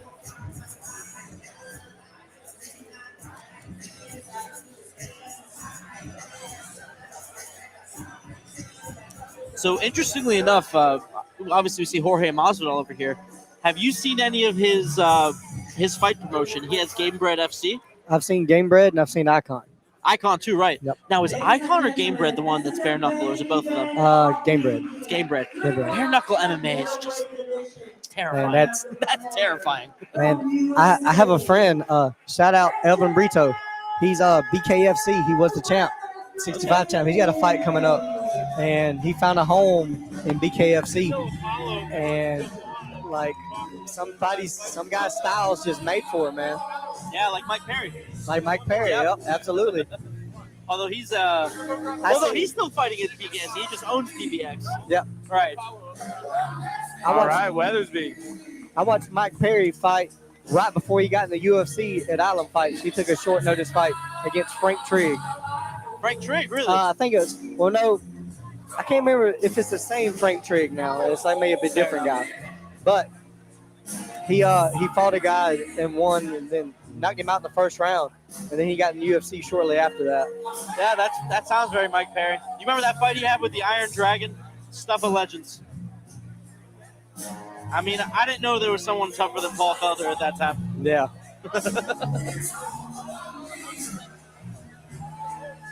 All right, well, here's Weathersby. Getting fixed up by the Cuphead here. He's got to be out there. And again, just to go over some of his accolades, he has an extensive competitive background in kickboxing. He's competed for Team USA, Shidokan. He considers himself to be a classic-style kickboxer. Really likes to, utilize his high kicks above the waist. Compares himself to some of the Dutch kickboxers who used to compete in pants, and really is something of an old soul. That's the biggest thing I picked up when I was hanging out with him. And he has a really cool Jeep. He's got the coolest Jeep I've ever seen. He was walking around with his dogs in the hotel. Super nice guy. Yeah. Very multifaceted guy.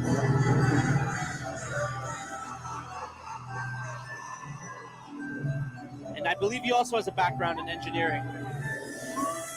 Oh, let's go. First one to come out in a costume. Gotta love it. Michael Myers and Crocs. So both of the Kazakhs came out in Crocs.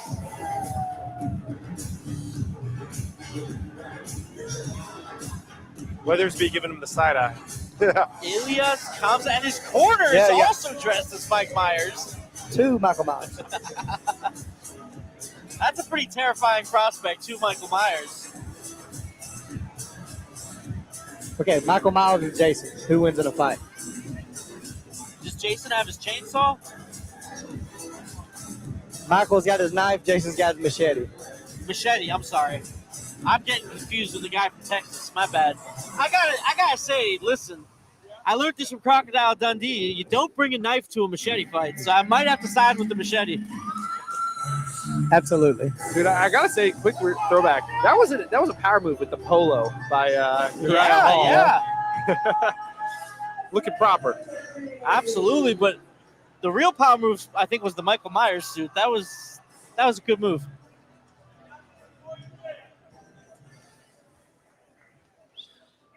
Adrian Weathersby looking all business in the middle of the ring, coming off of a well-earned, hard-fought decision over Connor Bracken. His previous 2 fights before that were both knockouts. Interestingly enough, Gav, our first fight ever commenting was an Adrian Weathersby fight where Correct. he won by first-round knockout. And now our most current fight, he's the main event fighting for a belt. Yeah. How about that? We've Look been at here for that. the whole Full- journey. full We've commentated circle. every single one of his fights, I think. That's awesome. Yeah. And each one has been a privilege. Oh, Ooh, big good shot Lord. to open up from Weathersby. Just a jab. Ooh, nice head kick. And there's that high kick we're talking about, that old school Dutch kickboxing. I will say right off the bat, I mean, I've seen Kamzin fight a few times. He does look a little thinner than he has in his last 2 fights. Oh, big shot from Kamzin, but Adrian Weathersby comes back with a few big shots of his own. Nice takedown there. Oh. Very quick stand up there. Back to the feet. Kamzin will be looking to mix in the wrestling scrambles. Does seem a bit outmatched on the feet at this point. Yeah, I agree. I mean, Weathersby is probably one of the best technical kickboxers in all of karate combat at the moment. So, That Shuriken style. and he's done some, like I said, some pro shuriken, some pro kickboxing. I believe he has a pro boxing record as well. If it's Nice. combat sports, he's there and he's competing. It's the 3rd time they've had to stand him up in the first minute. And here comes the 4th. Oh, Yep. Goes for the hip toss there, but Kamzin's able to finish up on top and side control.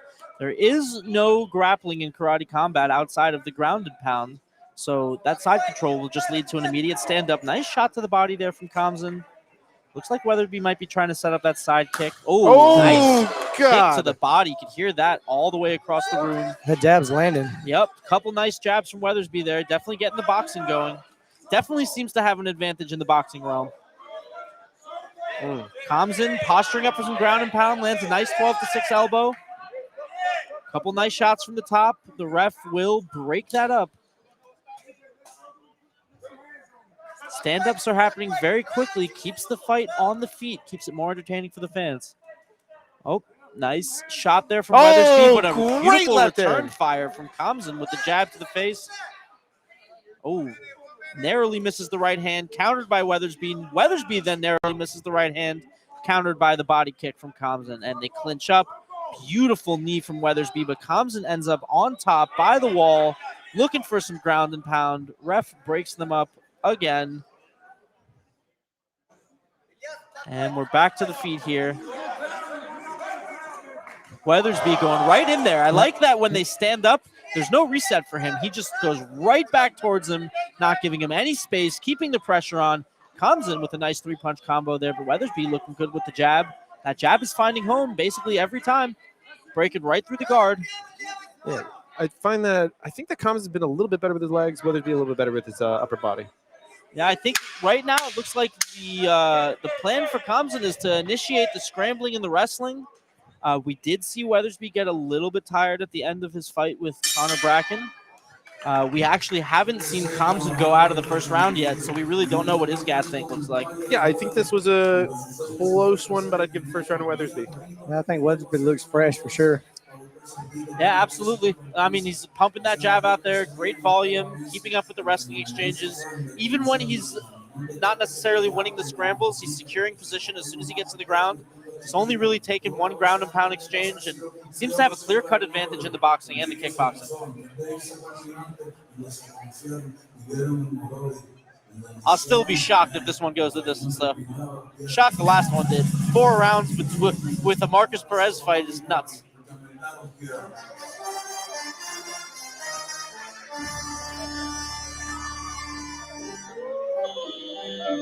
I see, I'm blanking on his name, the one that knocked out Weber.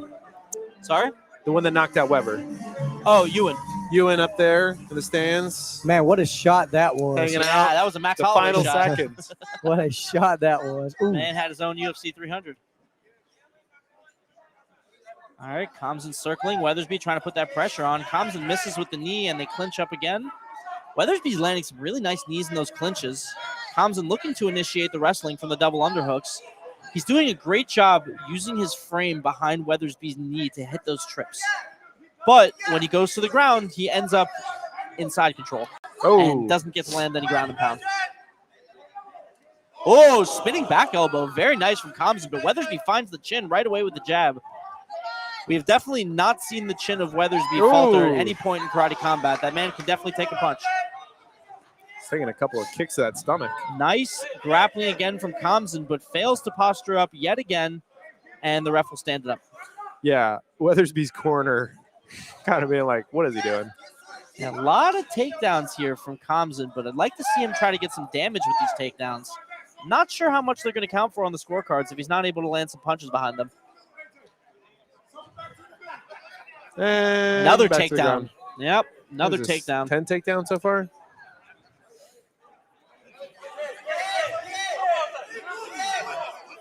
I think he's got to stop looking for position and just go for some ground and pound. Because this ref is standing them up very quickly. Yeah, the second that they get up, they're going right back into it. Oh, And literally right back to the wrestling. Tripods, but gets stuck again. Reminds me of a Kamzat Chimaev style Yeah. fight. Just keep taking them down. All right. There's a lot of wrestling. I mean, that looked Oh, that looked like a nice really hit to the low face. blow. Oh, big knee. Yeah, a couple of Weathersby's still backing him down, though. So Weatherby's still coming forward. Yeah, still backing him down. Oh, beautiful hook from Weathersby there. This fight's getting a little bit less technical, a little bit more sloppy. Comes in, postures up, actually able to get some ground and pound off this time around. Nice. Weathersby looking for the leg attack, almost a heel hook there. Yeah. Uses it as a sweep. I don't think these guys can help themselves. Well, that's a great way to avoid the ground and pound, I will say. That For was sure. a beautiful strategic move by Weathersby and pretty energy efficient, too. Good elbow there, followed by the knee and another knee from Weathersby. Comson gets the grip around the waist. He's going to look to put that leg behind Weathersby's leg again and see if he can finish the trip. Too long in the clinch. Ref will break it up. Compton hasn't been out of the first round yet, has he? No, first time.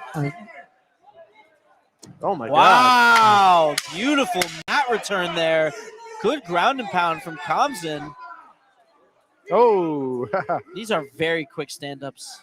I don't know if I agree with how quick these stand-ups are. Once the knees are down, they got to get them up.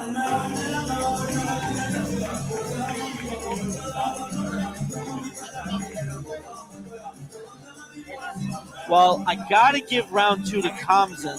I don't like the lack of damage, but it's just obviously just the huge overabundance of activity coming from the Comson side. I'd like to think it's 1-1 right now. What do you guys think? I think it's 1-1 also. Uno minuto. What adjustments would you like to see from Weathersby to maybe negate some of this wrestling attack? Uppercuts. Uppercuts, okay. Because Kamzat is ducking his head. Uppercuts and knees. Because when he's coming in with his head ducked. We've definitely seen him land some nice knees in the clinch. I think that does sound like a good strategy. Maybe he can have a Masvidal moment here in front of Jorge. That would be a special thing to get a flying knee knockout here in front of Jorge Masvidal. Then if he stayed at the end of his jab. Oh, looked like a little clash of heads there, but fighters continue on. And Weathersby looking to use that boxing. Comson opening up a little more with his boxing. Finds the knee to the body there. Lands a hook to the body while eating a knee to the body. And it almost looks like he's throwing those hooks into the side of Weathersby's arm. Jab makes it through for Kamzin. Weathersby finds the body. Kamzin with the overhand right. Weathersby narrowly misses the spinning kick to the body. Ooh, overhand right from Kamzin, but Weathersby counters with the left hand. Both of these guys starting to look a little tired, but Weathersby does look like the fresher fighter out there. Weathersby's still coming forward. Oh, I don't think he's going to stop coming forward at all unless he absolutely is forced to. But this is a good strategy. You have a guy who hasn't been out of the first round. He's using a lot of offensive wrestling. You know, you've been able to somewhat efficiently defend because you don't really need a counter wrestler. You just need a kind of posture at the end of the exchange. And there's 5 rounds in this fight. So, you know, Weathersby's constantly attacking the body with these knees. He seems to be the more poised and controlled fighter. If he does end up the less gas fighter in the later rounds, that could really serve to his benefit because we know he's got the knockout power. Absolutely. Good shots from Kamzin there. Taking some big breaths, though, as he backs up. Seems to be throwing out flurries, big breath, and then more flurries. His hands are slowly but surely dropping. Uh-huh. Almost down to his waist at this point. It's not a good idea against a guy like Adrian Weathersby, who can throw a high kick faster than you can blink. Oh, big elbow from Weathersby there. Shook him. Back to the wrestling attack from Kamzin. Oh, gets right into mount. Getting stood up. Postures up. Yeah. Throws some elbows. Not stood up yet. Yeah, and there it is. He's got the knee on belly, so I'm not quite sure why he's standing him up.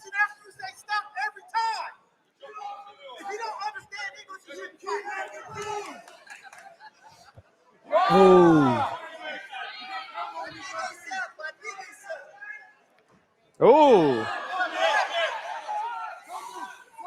Well, you can definitely see how labored the grappling is right now from Kamzin. Kamzin's in on the single. Wow. Oh. What? See, very early stand-ups. That's what I'm saying.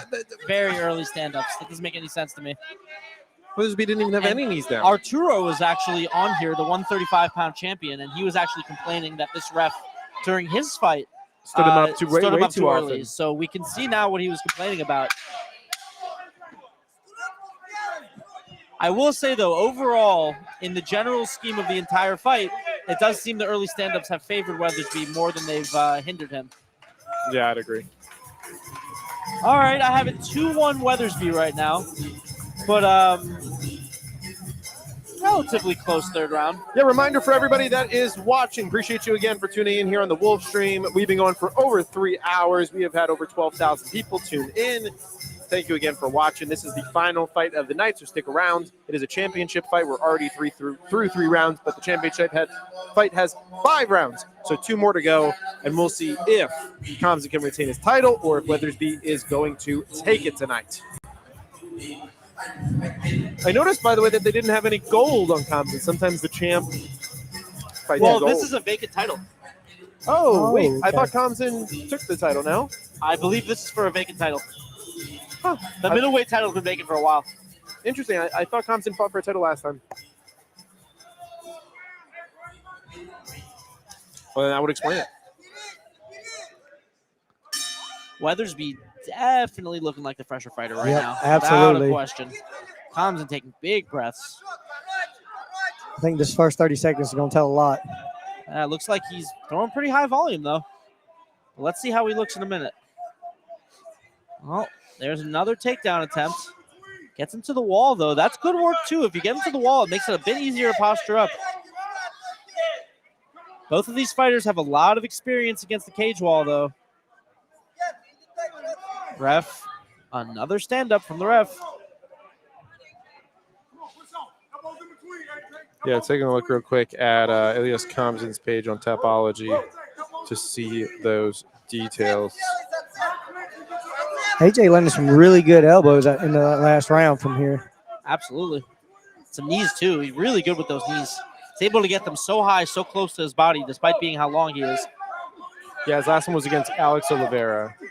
Those are nice shots. Oh, Kamzin, though, finding that top position. He needs to posture up before the ref stands him up. Another one. Look at Press. He's just like tired. He's like, come on, give me some action. Oh, wow. Big lift and slam. Have you guys seen the memes of Shaq at the, basketball slam dunk championships where he has the camera and he's like following? That kind of looks like Prez right now.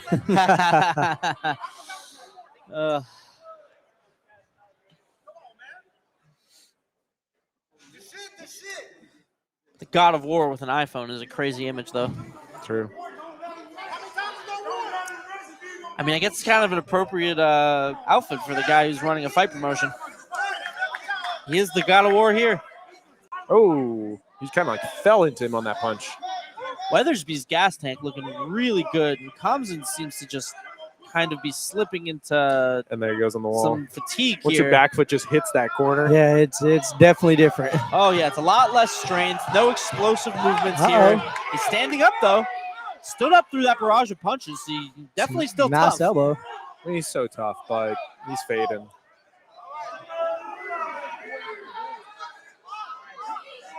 That cut just really opened. It looked like a clash of heads that opened up that cut on the forehead, but Kamzin's forehead is now leaking heavily.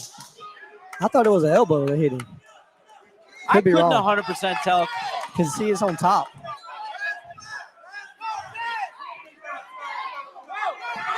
He is throwing a lot of elbows in the clinch. Could have very easily been an elbow. Absolutely. Oh, nice spinning back elbow. But Weathersby's just kind of putting it on him right now. I keep waiting for a head kick from Weathersby. Another knee. Some rapid punches here. Some uppercuts from the clinch. Ooh, nice elbow. Trading off in the collar tie. Nice right hand. Oh, nice return fire from Kamzin, though. This is a bloodbath here. It's a dog fight. That's got to go to Weathersby. So we got to be at 2-1 Weathersby right now. That was the fourth round, I believe. 3-1 Weathersby. One more. If Weathersby comes out like that again, I think we got a new champ. I think Kamzin's got to go for the finish here. I don't know if he has that in the gas tank. Yeah, it's going to be tough. Weathersby did a really good job weathering the storm in the beginning of the fight, and that is paying off in dividends right now, very much so. This is where cardio comes into play, yeah? For sure. What's your best method for getting your cardio up? Lots of rounds. Lots of rounds. Sprints, running, lots of rounds. That's a good philosophy. You want to get good at fighting, fight. Yep. 30-second breaks instead of 1 minute. Sheesh. Fresh partner every round. Fresh partner every round. Fresh partner every round.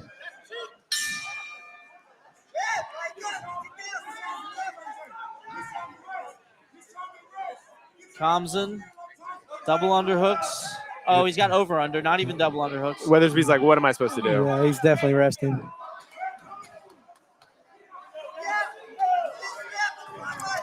Now, if you're in a 5-round fight and you're coming in and you need a finish, do you think it's better to unload the gas tank at the beginning of the round looking for that finish, or do you wait kind of till the end? I'd say in the middle.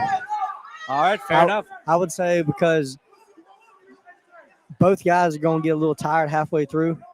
You don't want to wait too late, but you don't want to go too early and, gas yourself out. Oh, we lost the mouth guard.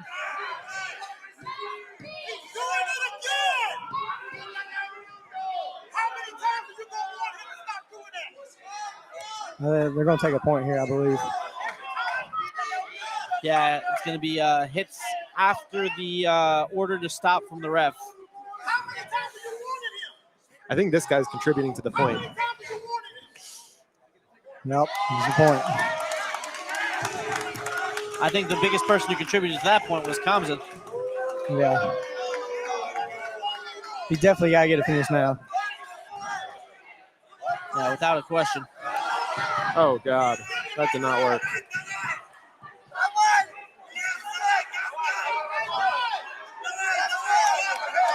All right, well, a little bit more action. I mean, yeah, if there was any doubt before, now he knows. Weatherby's still coming though. Townsend just found second life. I guess that point just put some urgency into him. Such a dog fight, man. Yeah, this is great. Great to watch. Very fan friendly. Whole evening's been awesome besides for the injury. Really a great fight night. Oh! He's tried that move twice now. The first Stopping time at the end of the kick that and was a not nice putting your elbow. foot down is crazy, though. Nice takedown, but again, not going to do much for you in this format. And you really need a finish here, so.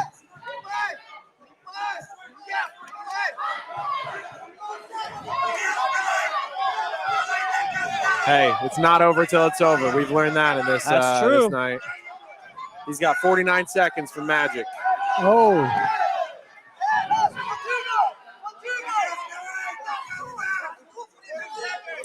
He needs to let go of these clinches. Oh, wait a minute. If he can posture up here, he's still got one knee up, but he's not going to posture up in time. Ref's going to stand him up.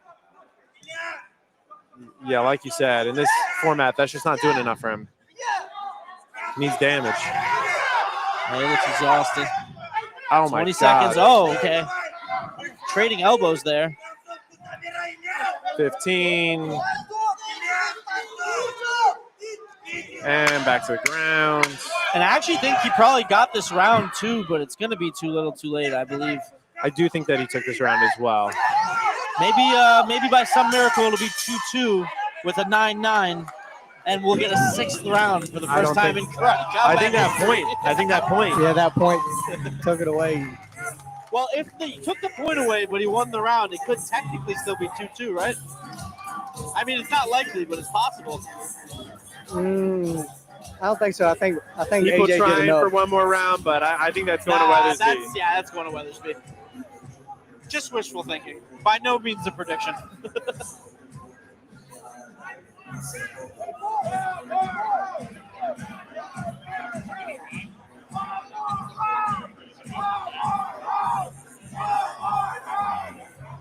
Prez wants it. Well, the crowd wants one more round. These guys get in there for one more round. I don't know how much energy they have.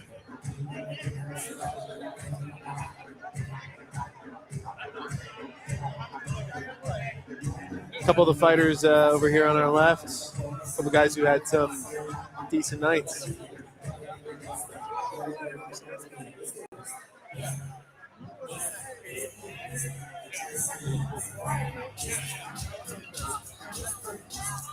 I'm so curious what's going to happen here. I mean, they're taking an awful long time for a unanimous. Oh, there we go. Oh. No, I think he's He's just going saying- to call the winner. I don't know. I think that they're. Oh, no.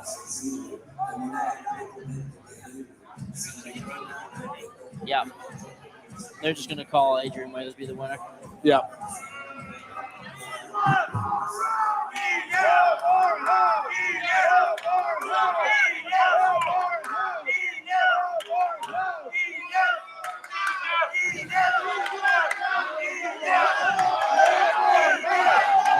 All right.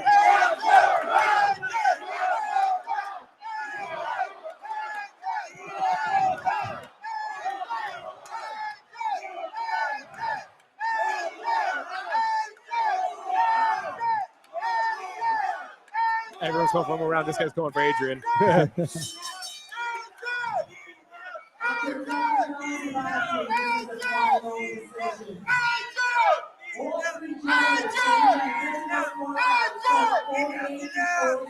I can't even hear her.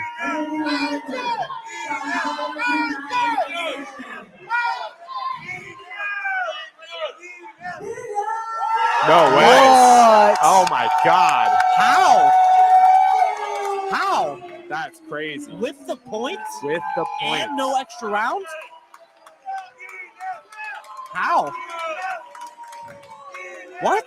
You never know with these refs, huh? You never know, man. Bro.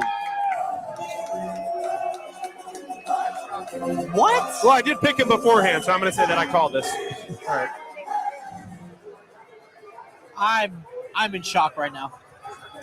I just saw that guy pull up his betting app. The guy who was screaming for Weathersby. Oh, he's big mad. That's crazy. Nah, I'm sorry. Weathersby won that fight. That's crazy. I have Weathersby to won agree that with you. fight. I agree with you. No. With the point? I don't understand.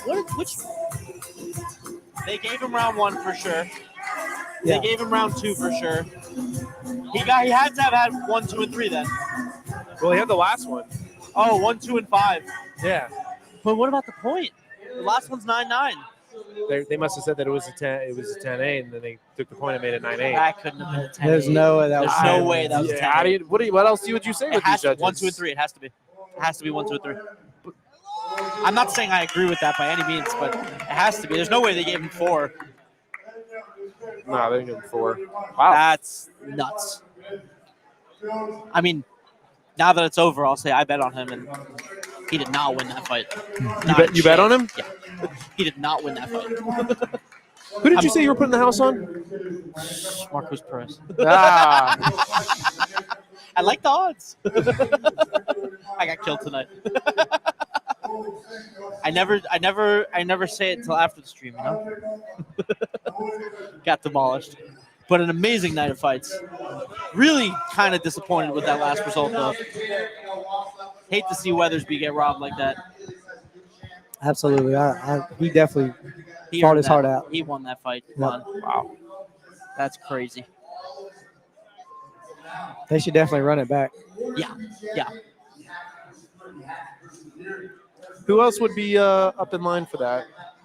Well, the Iceman is still in middleweight. Now Uriah Hall, if he wants to continue fighting, is in middleweight. Anod's like 3-1. I feel like one more good win, he can try that out if he wants. He can go for that.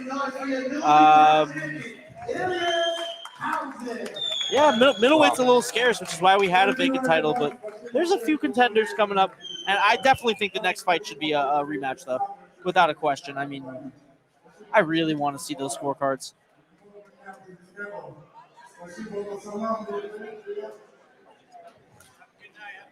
Yeah, that was pretty crazy. He's not Russian. He's Kazakh. I thought he was mixed. Oh, is he holding a Russian flag? Yeah, he is. Interesting.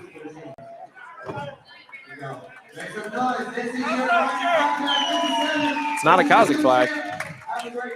No, that's true. Archangel Michael strikes again. Yep, that's his gym.